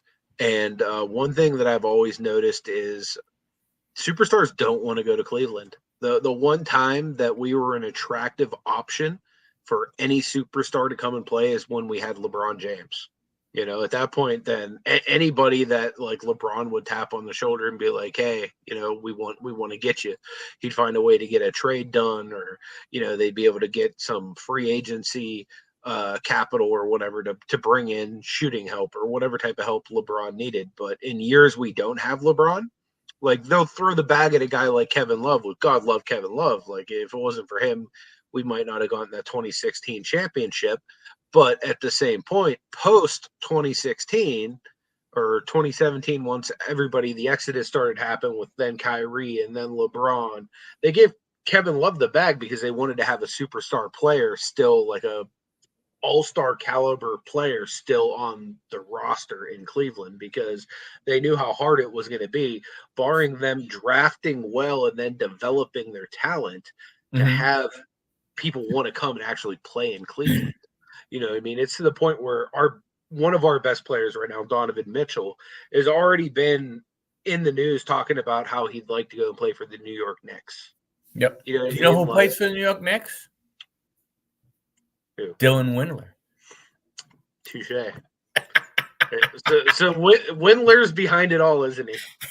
He's getting ready to spark the greatest revival in basketball history. You know how rich I'll be? Literally, if that happens, I will be the guy who collected LeBron, or not LeBron, Brady when he was a draft pick, or Mahomes, whatever he was, the backup quarterback. If Windler becomes like Michael Jordan, I'm set. No, but I think the thing but basketball has put in place things in the contracts and things that they allow teams to do to be able to keep their players. Baseball doesn't have anything like that. That and the whole thing is the truth of the matter is this, is that, with revenue sharing and everything that they have going on in baseball and stuff, teams can afford to pay some of their players if they want to keep them. If they truly want to keep them, they can. Because again, I think when you look at it from a standpoint of is that, again, you take Julio Rodriguez, people talked about, him, my gosh, what he could be, and everything. Or let's just, don't forget about him. Let's look at Juan Soto. Juan Soto, people, unbelievably, he turned down a $400 million contract from the Washington Nationals. Now, let me tell you something. That takes a massive amount of stones to Yeah. go ahead and do. You gotta have, friggin' titanium balls to go ahead and turn that flipping deal down and everything, right? Yep. But now here's a guy who goes to San Diego, and if he still wants something in that range, or let's say he gives a discount and goes for 300 million. If you're San Diego, how can you do it when you already basically have two guys that have over $300 million contracts in Tatis and Machado, and then you have your shortstop Bogarts, I think, who you signed to 280 million. Yeah. How can you pay Soto 300 million? How could you have four guys and you have $1 billion worth of frigging contracts out on them? That's So insane. Yeah. so I would think, guys got to be able to get the money's got to be out there. It's just like I don't know, I don't know what's going to happen. It's going to be very, very interesting. But with baseball, football, basketball, they have that whole cap thing. Baseball is a different animal from that standpoint. Well, yeah, It just seems they like are gonna unfair. move Bogarts up for short to give that spot to Kim, but he's still costing them 280 million, right? So again, are they going to be able to keep a Soto? I mean, they're San Diego. I mean, not a super big market and so on and so forth. But that's what I'm saying. Where Bobby Witt, okay, you know, does he go to LA to get money? Does he come to New York to get money? Who else is paying? You know, it that's what always gets me when you look at Pittsburgh and you look at Milwaukee and these are teams that have to make smart trades and develop players because they don't want to spend the money to keep big superstars there. Yeah, for sure. For me, like baseball's like just to, like to Locken's point, it really always has seemed like kind of unfair and skewed toward like the big market teams like the Yankees, the Red Sox, the Dodgers. You know what I mean? Like any number of the like the Braves or whomever. Um, like it just seems like those teams always have like the people wanting to go there. It seems like they have like way more money, or at least the willingness to spend more money than like say like a Pittsburgh Pirates, or name any other small market team that doesn't really do that type of spending, or ever re-sign their free agents for that fact. Yeah, but like you look at the Yankees. So the Yankees go ahead and when George Steinbrenner's there, they're doing all their thing. Mm-hmm. And what do? They start the Yes Network, Yankee Entertainment Sports Network. And then they turn around. Yeah. And then they turn around and they pay the New York Yankees like $250 million a year to broadcast the games on their own network. So if you're getting $250 million a year from that right there, Mm-hmm. you can spend that's like free money that you get that you're bringing Yeah, in to pay on contracts. for sure. So I think more baseball teams have. There are a lot of baseball teams that have, I think, a little more money than they're willing to spend, but they don't want to spend it for whatever reasons they Do you have. think the executives like take whatever that like extra budget is and then just like split it up for like Well, dividends at the end of the I year? Or don't know. Do it. Everybody used to laugh at Donald. Remember when Donald Sterling owned the Clippers, and the Clippers, they were winning what, a dozen games a year and stuff, and people were going ahead and Sterling was laughing his way to the freaking bank because with all the revenue sharing and all the other kind of stuff, everything like that, yeah, he was making more money than the bigger teams because he wasn't paying anybody anything. His team mm-hmm. sucked. He didn't care, but he was putting Yeah, friggin' cash in the bank for the friggin' wheelbarrows. mm-hmm. He didn't give a rat's ass. You Speaking know? of the Clippers, do you see they picked up James Harden? Yes. Yeah.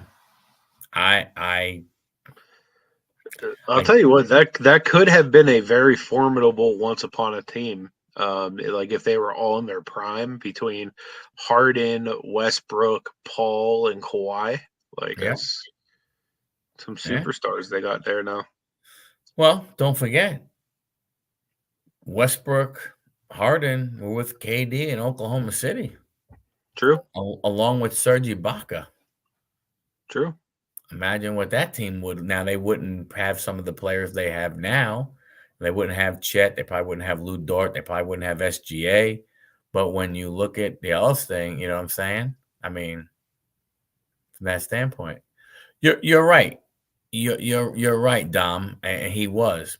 But what I'm saying though is during those years, yes, he was a piece of crap. It doesn't make him. I mean, I'm not saying that it made him a good person, but there was a guy who was laughing to the bank the whole time because he was making more money per year, than a lot of other teams in basketball. And his thought was, to him, it was a business. It was just money making. He didn't care. He didn't give a crap about the product on the court or anything. All he cared about was, and there's a guy who was a negative prospector. He didn't care. I'll give you anything you want. Just give me your shitty players. The Yep. guys that I have to pay less money, I make more money. I make more money in my pocket. Yeah, from that standpoint, you know. But I don't know. I mean, it all goes back to the same thing. It's like, you know, I guess baseball teams, football teams, basketball teams, they all have to prospect too and see where they're going to spend their money. Mhm. Yeah, I mean, how scary would that actually be when you're the actual franchise and you have to put hundreds of millions of dollars out on these guys that could turn off to be like complete busts? Hmm. That would be rough. Yeah, you're right, Dommy. Just Yeah. like that guy too. Yeah, I don't know. That's why, that's why you know, that's why when you look at it, and that's why what they had always said that, no matter whether you want to believe it or not or anything, the owners have a lot more risk than the players. Well, And everybody goes, well, it's even. The owners can't do without the players, and the players can't do without the owners. Yeah, you're right. You're 100% correct. They can't either way. But by the same token, these players would not be able to make the kind of money they're making if it wasn't for these owners, yeah. from that standpoint. Yeah, Frank McCourt, I think was his name. Yeah. Yeah, I Well, mean, it's wild to think of too. Like even just thinking of like the whole Wander Franco thing and all of the card collectors that are like upset Because the cardboard piece of paper that we had with Wander Franco's image on it is now like worth nothing. yep. Imagine like the people that own the team that are like, damn, we like gave this guy millions of dollars and now like we literally have zero return on that investment. Yeah, you're right. I mean, you're talking about prospecting right there and everything, right? It wasn't like Sam Bradford, the last Mhm. one of the guys who I went think ahead so. and got like that stupid ass contract, Hmm. and then that didn't work out that well. No, it really didn't, did it? But that dude didn't look like he was going to be a quarterback. He had friggin' legs like friggin' olive oil. I It am was so glad the Steelers didn't trade Ben for him. That was like Like right around the time of like the whole like bathroom stall allegations with Roethlisberger. So there were like talks of like the Steelers potentially trying to trade him to try to get the number one pick, and that was the year Bradford came out. I'm oof. so glad that didn't happen.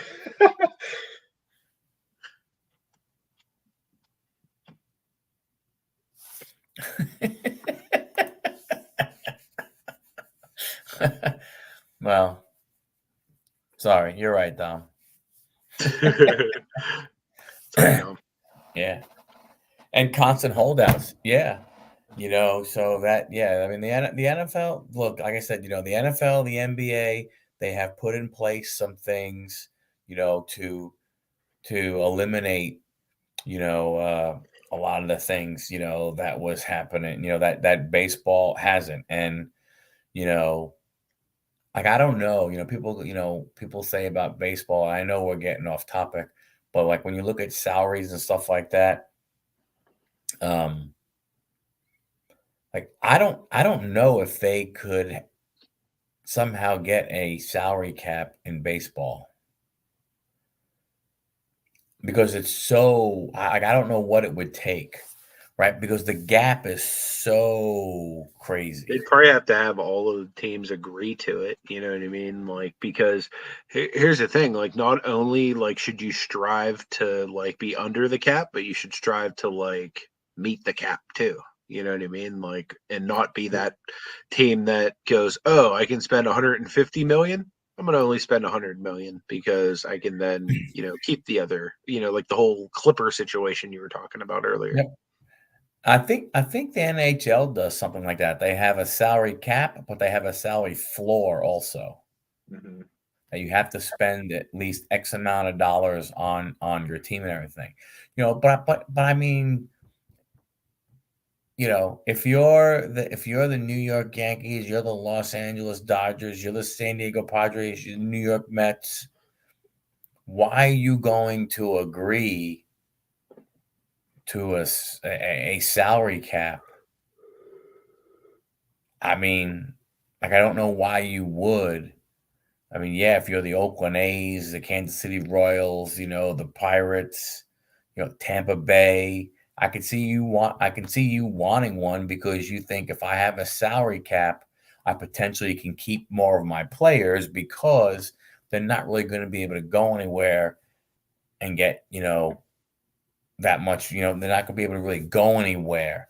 But to your point, what's the difference of having, a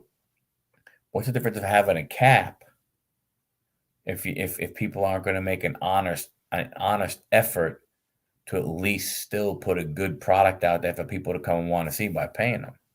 Or like, say they are going to have a cap, you know what I mean? And they don't enforce like you have to have so much of it filled. Wouldn't it be cool if you could like have like it roll over a little bit to where like you can then spend to get that other superstar to like put you over the thing the next year too? Mm-hmm. You know what I mean? Something like that to where like you're working with something that's fluid. That way you can be a little more strategic with it and kind of plan out like, you might not be like right there. You know what I mean? So you're not going to go out and blow your whole wad to like build the whole team up. Maybe you keep that tiny bit like to like roll over into the off season or something like that. Like there's got to be a way to like kind of get these teams on the same page. But like you said, the teams that are dominant, they're not going to care. You know what I mean? Like if it's fair for the teams that aren't dominant. Yeah. You know what I mean? And like I feel like some of these teams that aren't dominant, they might have some of that Clipper effect you're talking about where they're just happy to be there making any bit of money to be the city's professional baseball team or XYZ. You know what I mean? Like I feel like, and this is sad to say as somebody who's a Pirates fan, but I feel like what's happening at the game promotion wise is sometimes more important than what's happening to the game like team they're playing wise or storyline wise of the season. Like I feel like more people in Pittsburgh will go to a game if it's like Zambelli fireworks or if there's like a good giveaway or something like Bobblehead that, night. as opposed to like, hey, the Yankees are coming into town. Most people are going to be like, oh yeah, well, it's going to be more expensive to see the Yankees. Yeah. We'll just go, next Friday when they're doing fireworks after the game. Doesn't matter if they're playing a crappy team or whatever. You know what I mean? Like, I feel like that's kind of like the sense in Pittsburgh where it's Yep. like, you know what I mean? Like they don't put very much effort into the product they give us. Like as of late, they have been a little bit more because they've drafted well and they've actually had some resignings. But for the most part, over my lifetime, for the most part, it's been once somebody's good, they're gone. You know what I mean? And then they don't replenish that good with anything even in the same ballpark. You know what I mean? So it's just like been season after season for the most part. Yeah, but there's an example right there of, what Dom says that, the A's 25-man roster total salaries was less than Max Scherzer or Justin Verlander were getting paid this year. That's wild. Yep. That's crazy. When you think about it, there's two players there that were making more money than an entire baseball team. I'm getting paid more. Like I said to me, the thing that gets me is if you for some, in the NFL, I don't think it's I don't think it's a big problem because if a team has cap space, they figure out a way to spend the shit out of it to go ahead. Yep. It's like very rarely do you see a team that, let's say, oh, this team has $80 million in cap space. Very rarely do you see them only spend like 15, 20 million, right? They spend damn near all 80 million of it, right? So guys get paid, and that's why you look and you go, why the hell did that guy go there? Oh, they could pay him the most money out of any other team. That's why he went. He's getting his bag in football. That makes a crap ton of sense. Yep. When your career is not that long, you might as well jump and get as much cash in hand as you can. Because it's one of the few sports where every single play could be the last play that you ever play. Because you get you get become paralyzed or something like that, right? From that standpoint. But I think from an overall perspective, again, in with baseball, Dom made a point. If you were going to try and institute some kind of a cap in baseball, you have to have a floor because you can't.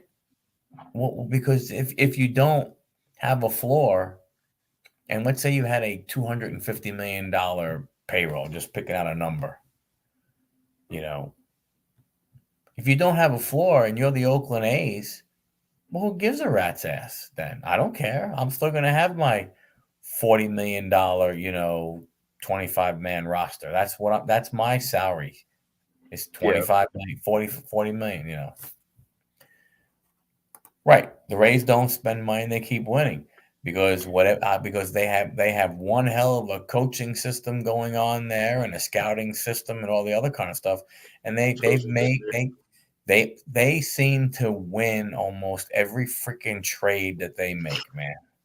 I think front offices go a long way, in building winners too. Like as far as prospecting, like assessing talent, like knowing, can this guy turn into a winner? Like because, like you think of like the Rays, but then you also think of like other sports, like football, next man up mentality. You know what I mean? Like how many times have you seen like a quarterback come up for contract and they got another guy groomed behind him? Like, look at what the Packers did with Favre going straight to him, to Rodgers, and now into Jordan Love. You know what I mean? Like, grooming their guys, getting them ready behind like established starters and stuff like that.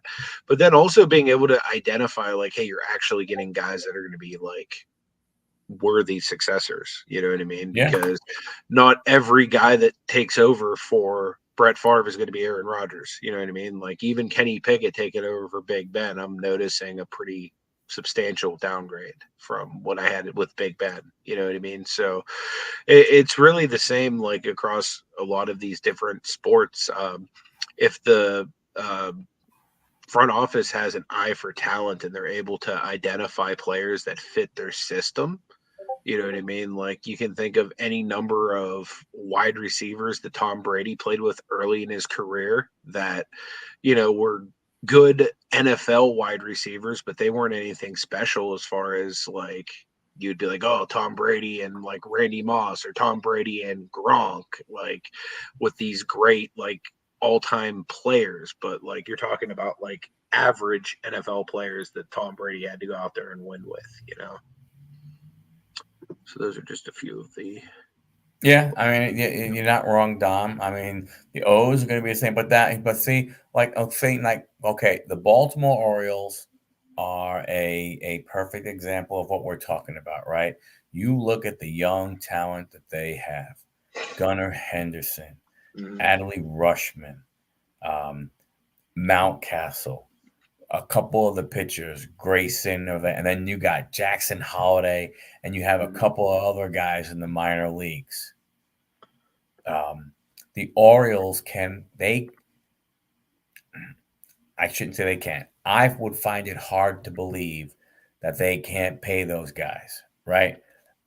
To me, that's one of those things to where now this is where the Orioles should be looking at the team from Georgia and doing what they do, which is somehow get these young, really good players to take these super team friendly deals for really long number of years.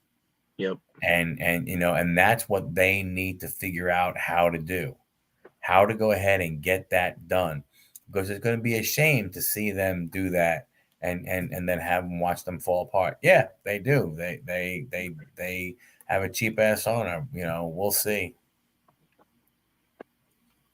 Yeah, again, what are you going to do? You're Aaron Judge. If the Yankees don't sign him, they lose him.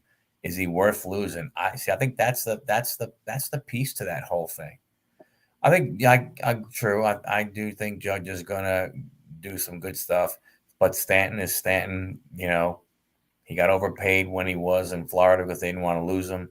Everybody knew he was a one-trick pony, and if that trick doesn't working, he ain't worth crap.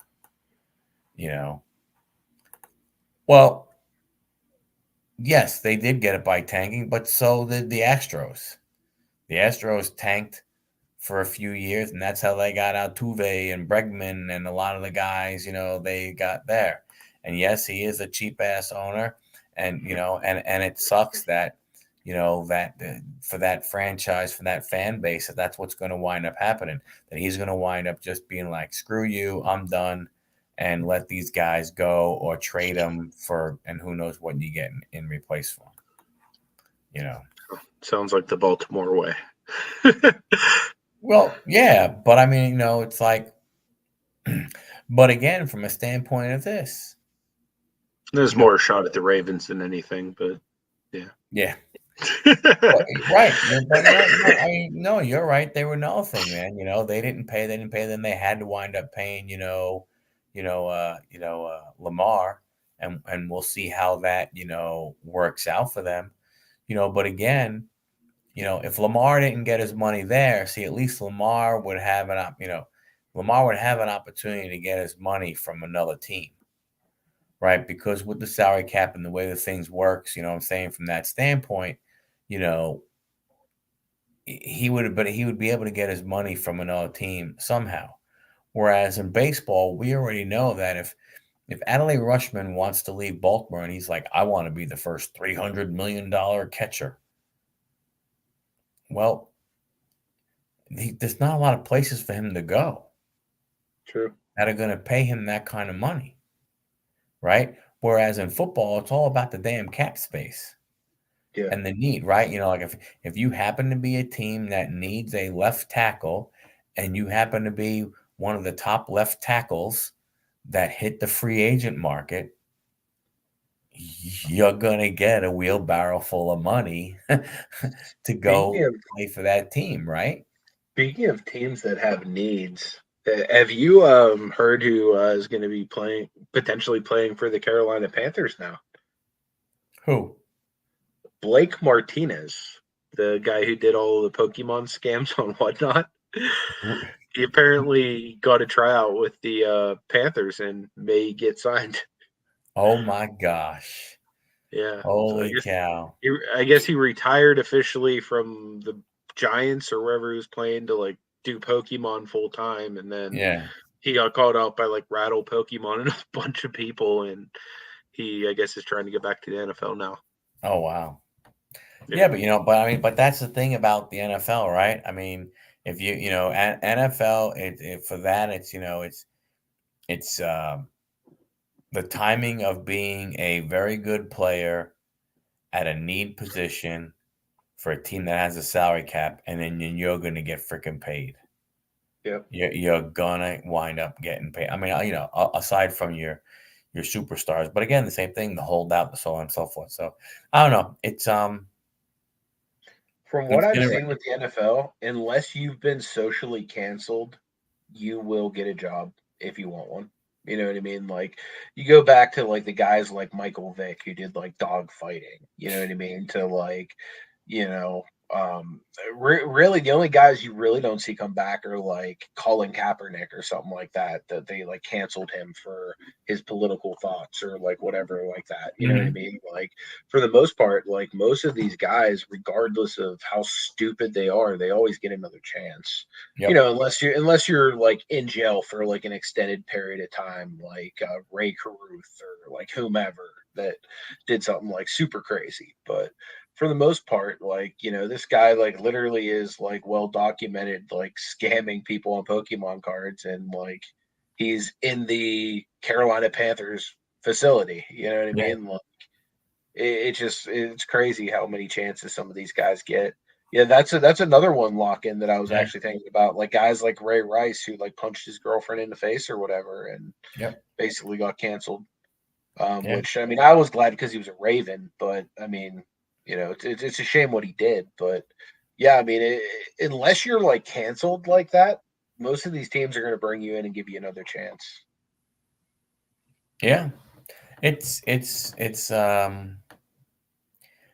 know, it's one of those things, you know, like they've always said, you know, a lot of times, especially if you're really good at your position, you know,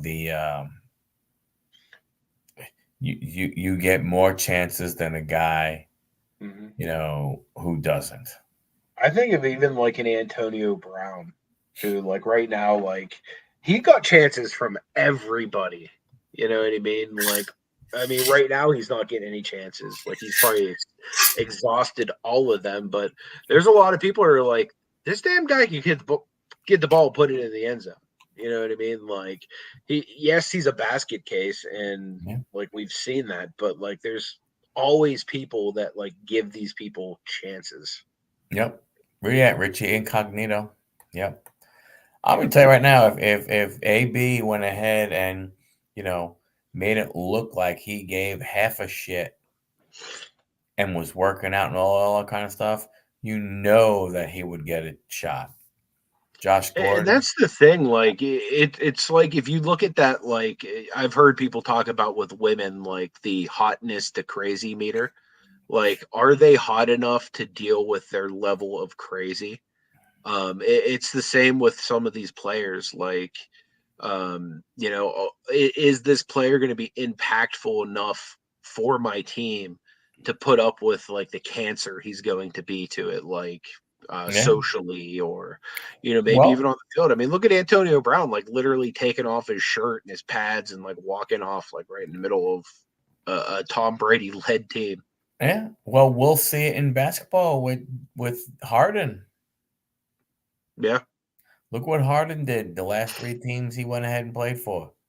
You know, Houston gave him that boatload of money, and all of a sudden he was like, screw this. You know, puts on a whole bunch of weight, acts like a jackass. Boom, gets moved to Brooklyn. Then he realizes, man, this freaking Kyrie Irving, this dude is just not worth being. And then he becomes a dick there, and he works out a trade to Philadelphia, and all this kind of stuff happens in Philadelphia.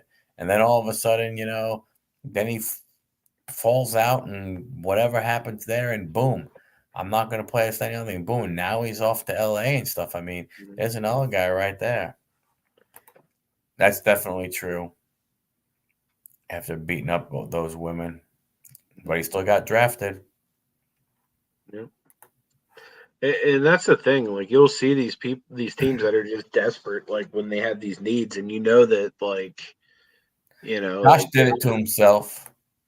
You know, Josh was a druggie. But look at, you know, I mean, a guy. You know, I don't know if you know the name, if you've heard the name, but Steve Sachs.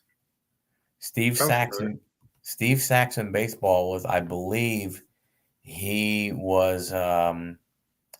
I believe he was suspended 7 times for drugs. Yeah.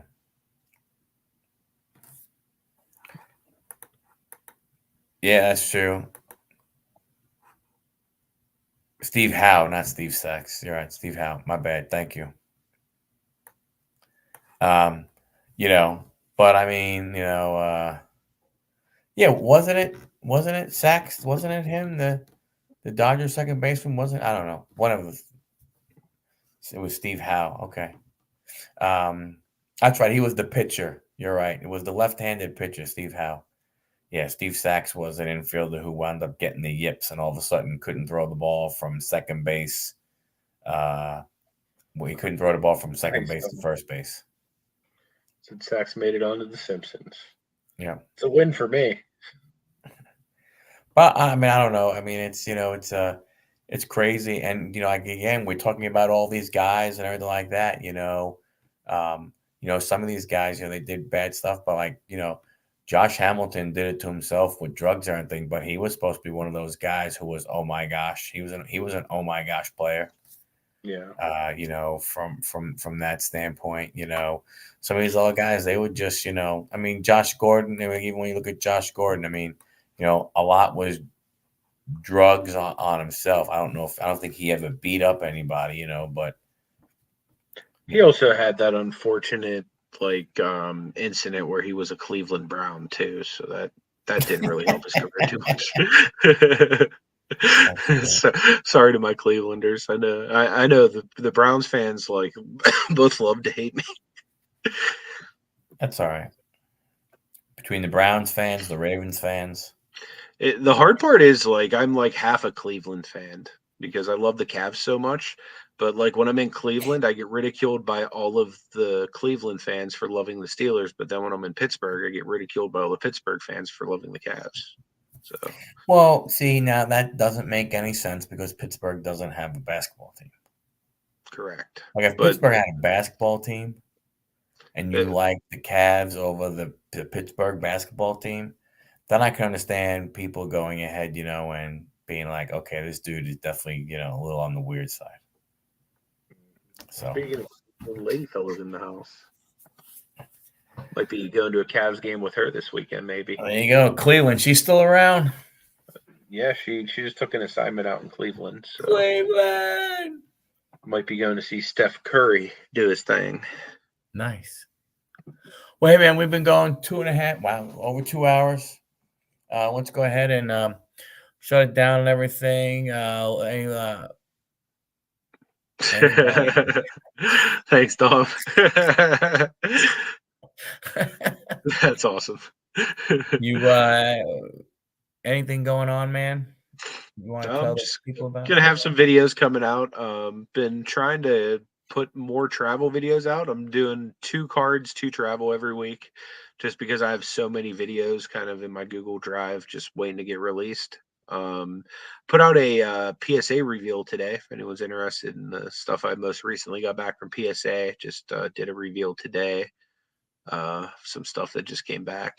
Almost all of it's available for sale too on eBay right now. So if anyone's interested, there's some cool cards in there. Had some Star Wars, had some Marvel, obviously sports, but some cool stuff. Very nice, very nice. Yeah, for me, looks like Rip and Chip is going to have to, be put on hold for a little bit here. I got just a lot of traveling. I mean, like I was telling Anthony before the show, I'm traveling again next week and stuff, and just it's been when I travel next week, it's gonna be 5 weeks in a row that I've been, away traveling for some amount of time, at least for 3 days out of a week or so. So, thanks, Tom. I have a few more coming, I think, for Guy on the Couch. Yep. Yeah, those are good ones. But other than that, we, again, we're trying to work on getting some, more people on the show and everything. But if we can, we can. If we can't, we can't. One closing thing, I know a couple of times people have said, "Hey, man, it would be cool if you can do a call-in show." Well, I've done some research, and there are some possibilities. One of the things is we would need at least another person to be a moderator, because you have to put a couple of programs together, but you can make it work. So Anthony and I will have to talk about it a little bit more and see. But that would be pretty cool if we could pull something off. Yeah, I don't see why not. Yeah. But thanks a lot, everybody. Appreciate each and every one of you coming. Appreciate every single one of you hanging out with us. And we will see you on Anthony's channel. Same bat time. Not the same bat channel, but same bat day. Later, everybody.